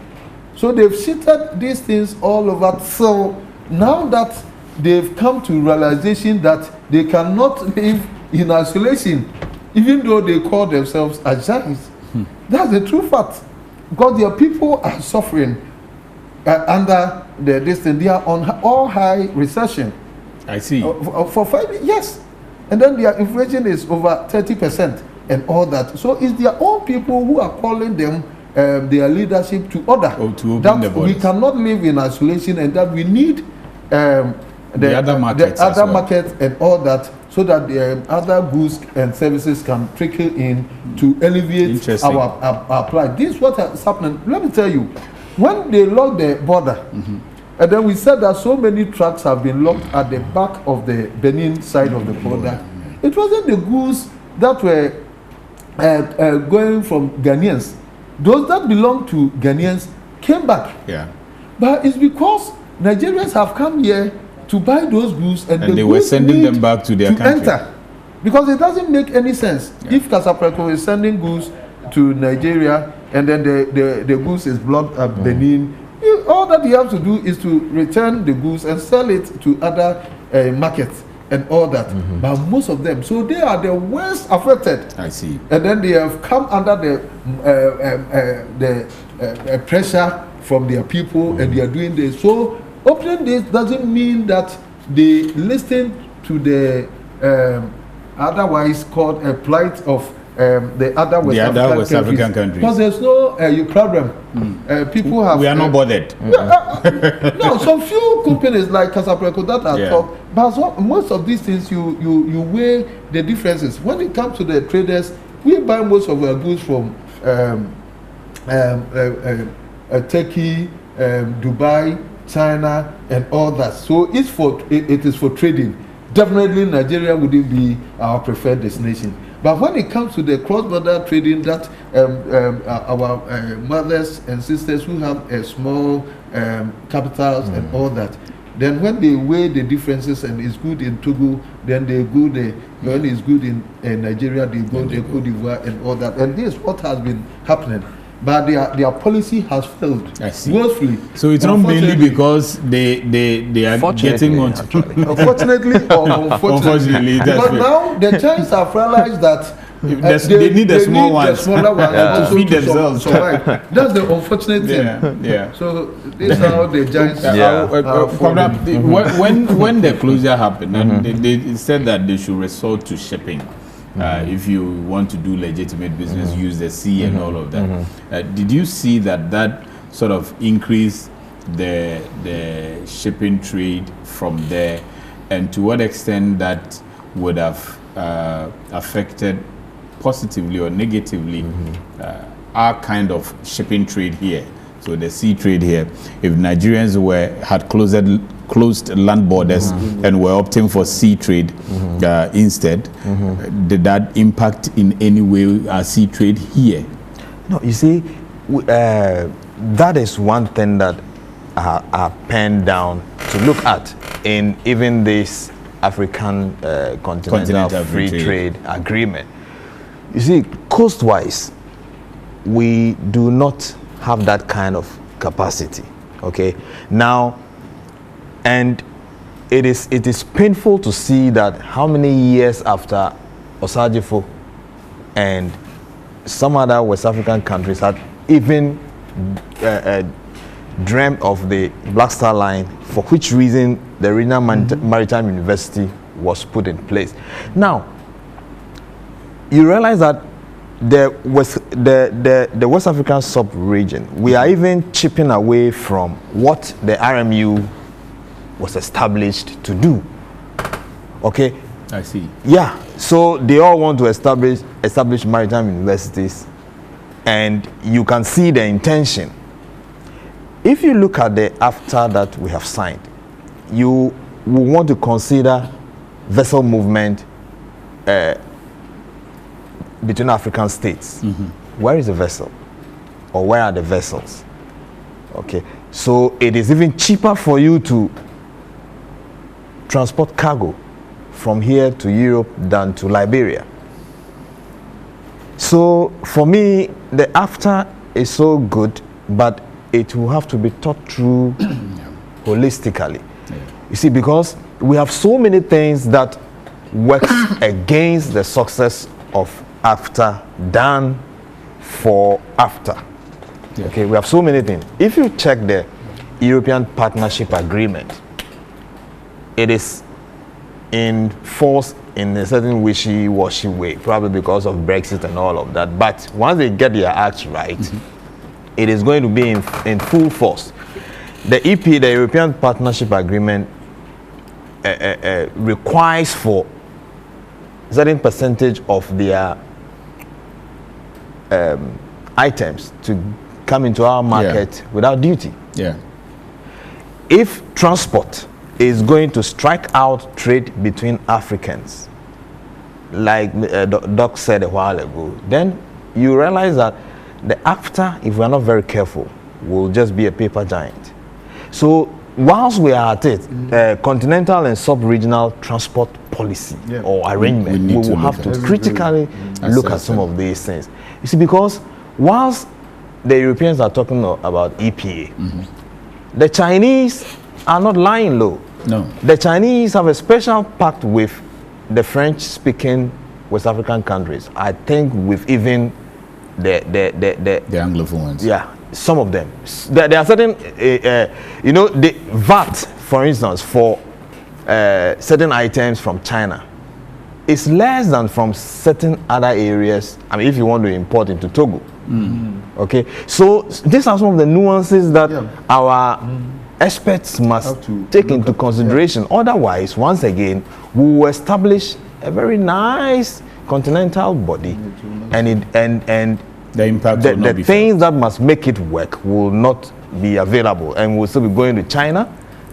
Because if you look at the vessels that are coming through now, very huge, the Panamanian and Vision type vessels, they are in. When they lift cargo for you from any part of the world, you can sure bet that between $2,500, $4,000, I mean, your cargo is home and dry. Then you want to consider from here to Cameroon, your item is likely to move to Antwerp before coming down to Cameroon, and nobody is going to discount any fee for you. You see, so whilst we are at it, whilst the bureaucracies are being set, we will have to critically look at the logistics and the technical aspect of what must be delivered. Very critical. This is what I just want to chip in. As for the Nigerian situation, like Doctor said, I mean, they will have to undo what they have done for all for of their us own to. good. Exactly. But KIA, you didn't see any. It didn't make any. No. It didn't make it. Cargo, No. It didn't make any impact. Okay. It didn't. Let me just read this, and as we wrap up, it says nice discussion on impending Nigerian border opening. Border closing in countries is often a mix of economic and political considerations. Nigerians have suffered the consequence, but I disagree that the countries surrounding Nigeria haven't. The case of rice is an example. The Buhari government often argued that the closure had contributed to the increase in the local Nigerian rice. Even if, like one of your guests stressed, it is Nigerians themselves that do the bad business, is there no benefit in stopping such importations and allowing the local rice producers to sell? That is often cheaper rices than the imported ones. I think it's a little naive to argue that Nigerians and not its neighbors suffer. Okay, so he believes that no, I understand the argument. You understand his argument. He believes that we what he said is perfectly true, but how they went about it. Okay. Initially, they were doing this as if they were punishing the other West African countries. And this is where the angle that I'm coming from. It's not that even I'm ridiculing what is happening now and all that. So what the gentleman said is very true. And that's the reason why all the sub-region, that's why we have ECOWAS. There's a commission. So you all sit down and see the way, because the excessive importation of rice doesn't affect only Nigeria, it also affects Ghana, who all want to enhance on their local productivity. But then, if one country do it even under the pleading of its neighbors, that's where the question is. And that's why we are saying, because it wasn't under the instance of the member states who led to Nigeria closing their borders. They took the decision themselves and then they are willing under it. And that's what we are talking about. And nobody is defending anything. To tell the truth, Nigeria, when it comes to their nationals, they always want to protect them. And it is a good thing. And it's a good effort that if they wanted to enhance on local productivity, but the way they went about it is what, because they at a point they said that they were not even going to open it until they are able to solve all the problems, but have the problem solved, because they didn't go on it the right way, and that's all that I'm emphasizing. And then also coming in the wake of a continental free trade where we have barely a month to go, they don't have any option if they want to have full benefit of the continental free trade to open their borders. And so it's not Ghana that pursued them or pressurized them. It's not Cote d'Ivoire, it's not anybody. But then they haven't come to realization that they cannot live in isolation, whether they are giants or not. And this is very a good lesson, a great lesson that all those so-called giants should learn from. Not only the giants, even the smaller ones. You can't just live in isolation. They being the giants, they should be able to pull the smaller ones along. But if you do it so that you are punishing them and then your punishment didn't work, we have to mention it. But that gets us back to what we were discussing earlier about policy consultation and then policy implementation. The only difference between Ghana with its policy implementation and Nigeria with its policy implementation is that the scale is astronomical in Nigeria, because you have a market of 180 million. So if in Ghana, for example, if you are carrying an egg and it falls down, you broke an egg. If you are carrying a crate of egg and it falls down, you break the whole crate. So in Nigeria, you can't afford really at that scale to have this kind of dysfunction with the policy, the policy making mechanism itself. Okay, so I'm going to pick international news, and I'll be back shortly to end the discussion. This one talked about, apart from Dr. Kwame Nkrumah, former President John Dramani Mahama also invested hugely in the vision of bringing back the Black Star Line. Okay, so we probably will end on whether in the next regime should be looking at getting a shipping line, especially when there's none on the continent yet. We are hoping to trade among ourselves. International, a bit of, there's one stowaways that have been arrested. We'll take that and then take some international news as well, quickly, and then we'll wrap up.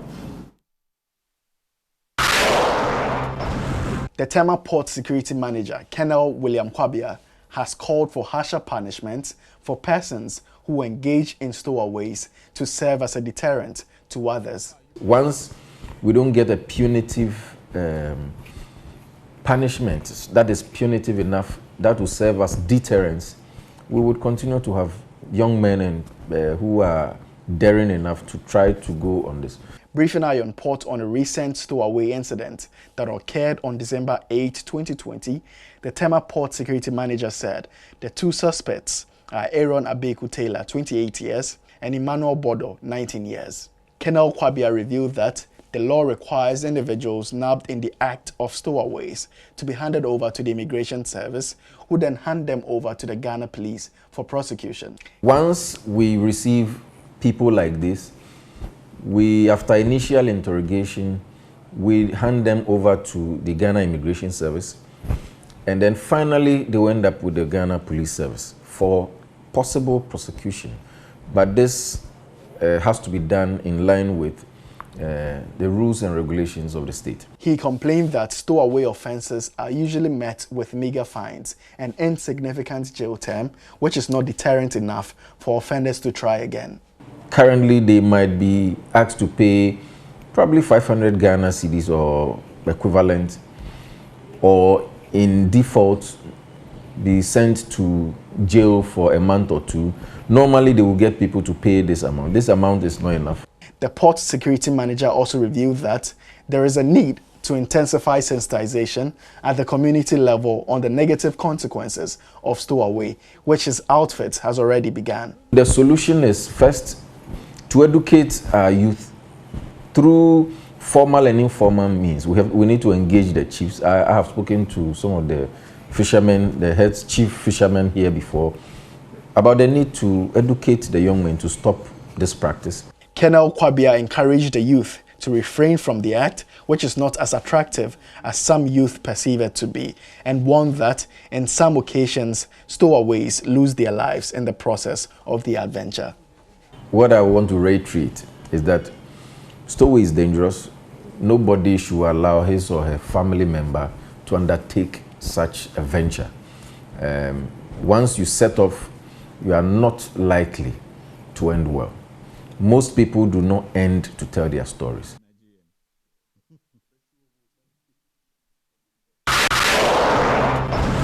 Leading Japanese shipbuilders are joining forces in an initiative aimed at integrating accumulated expertise to design and build state-of-the-art ships compliant with the ever more stringent environmental regulations. The organization, named Planning and Design Center for Greener Ships, include 9 shipbuilders, and it will pursue the development of advanced environmental performance-enhancing technologies for the era of carbon neutrality, targeting near-zero carbon emissions.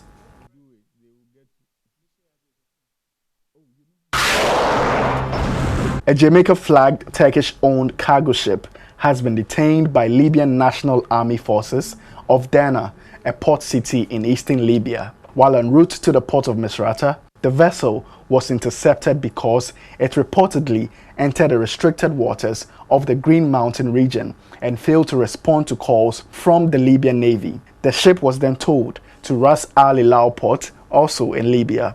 According to spokesman of LNA, the ship has been identified as the 712 TEU Mabruka and reported to be owned by Turkish shipping company Aswan Shipping Denizcilik. Japanese flagged container ship 1 Apus has berthed in the port of Kobe in Japan after losing 1,816 containers overboard when it encountered severe weather on Monday, November 30, 2020, some 1,600 nautical miles northwest of Hawaii. 64 containers of those damaged or lost are believed to contain dangerous cargo, with a full investigation slated to be conducted into the incident in conjunction with the flag state and the relevant maritime authorities. It is reported that the insurance bill for the lost containers is about $50 million. Japanese ship owner MOL has reached a coal transport deal with Tohoku Electric Power Company, using a coal carrier equipped with a hard sail wind power propulsion system, also known as the Wind Challenger. Construction of the vessel will start at Oshima Shipbuilding, aiming to start operation in 2022. The introduction of the Wind Challenger is expected to reduce emissions of greenhouse gases by about 5% on the Japan-Australia route, or about 8% on the Japan-North America West Coast route, in comparison with a conventional vessel of the same class.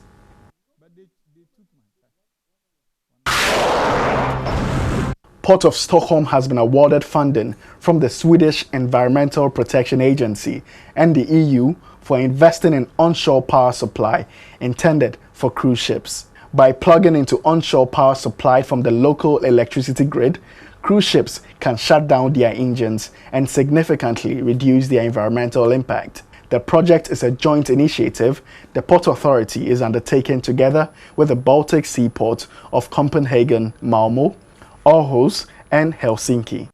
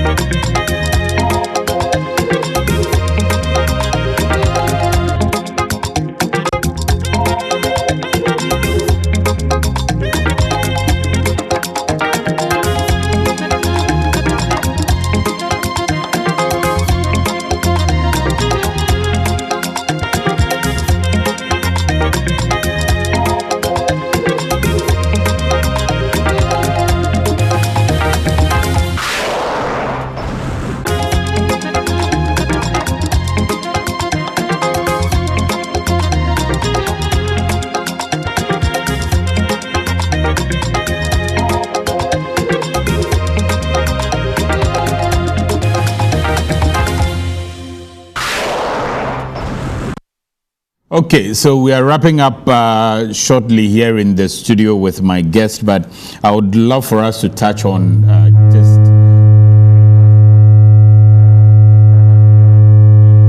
we heard about in the previous regime, whether you saw much done on that, or you expect, what do you expect to see done in the next government? I think two of the main success stories of Ghana over the past 4 years, the first we've touched upon it, and it is the digitization attempt, including paperless and others, but financial transactions and others. And the second one was the self-reliance drive on value addition, which has been known as the Ghana Beyond Aid agenda, which has found echoes way beyond the actual boundaries of Ghana. We've even heard the UNDP talk about an Africa beyond aid, even at a certain point of time. You think they picked that from they have picked it from the Ghana Beyond Aid agenda, which was working and driving towards a pathway of self-reliance even before the COVID-19 pandemic came, to emphasize the fact that the export of raw materials and using the proceeds to grow your economies is no longer sustainable. We have to work on building and developing our value chains, from growing our food to growing our industries, into building a more diversified economy. How can we build on that going into the next government? Yes. So we were talking earlier about how Nigeria closed its borders because of the issues of illicit smuggling of rice, which was competing with its local industries, its budding local rice industries.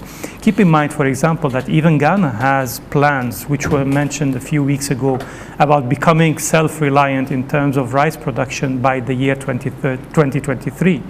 And so there is no reason why you should lock up your borders for importation from outside while you substitute.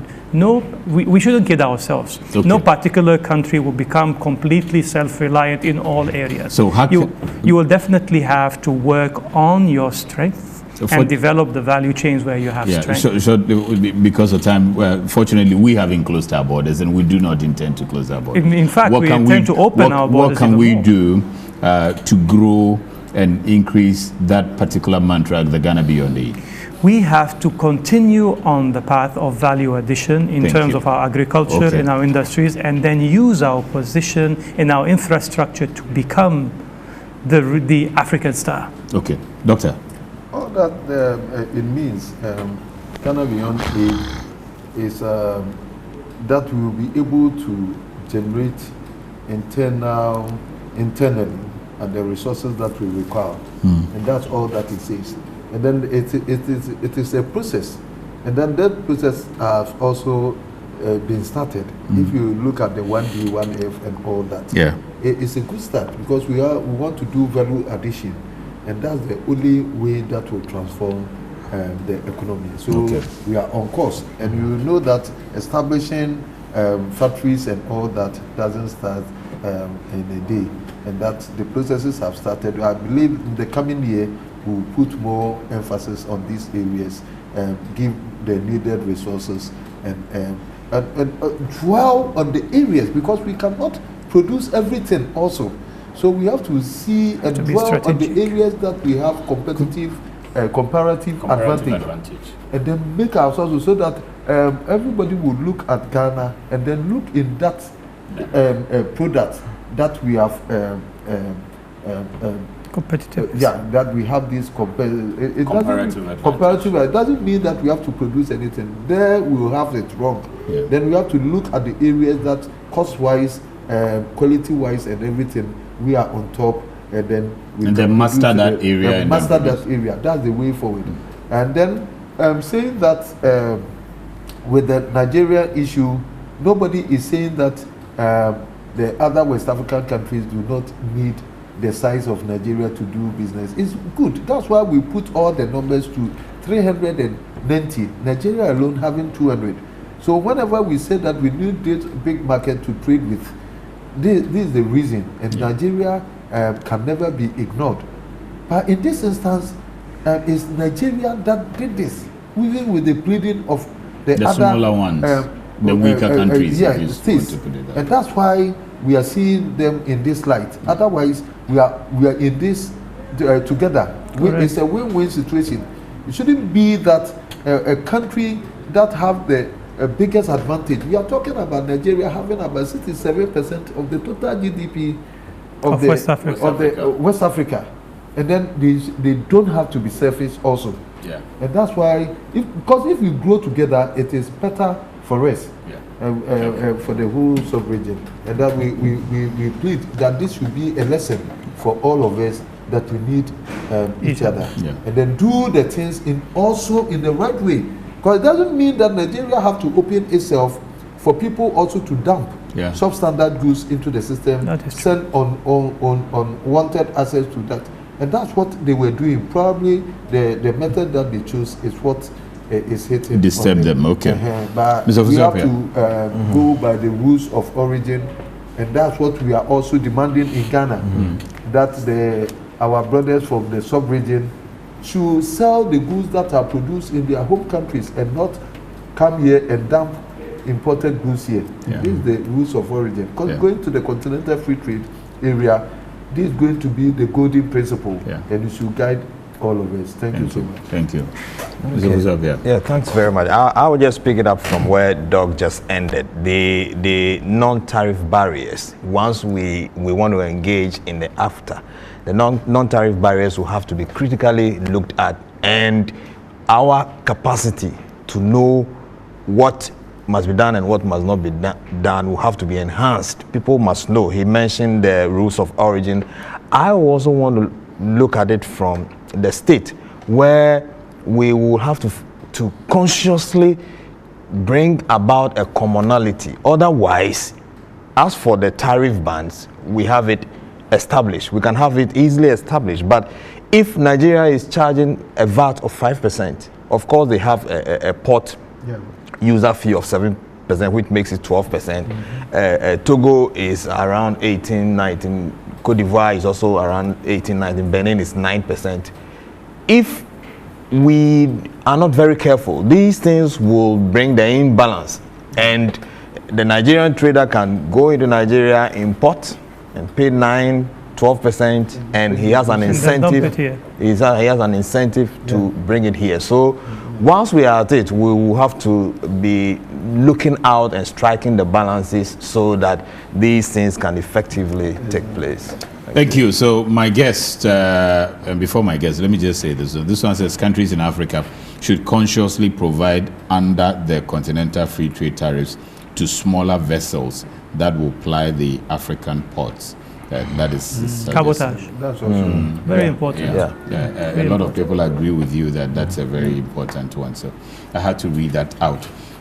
I guess in the studios, and having detained them for all this while, have been Mr. Kwabena Ofosu-Appiah. He's the immediate past president of the Ghana Institute of Freight Forwarders.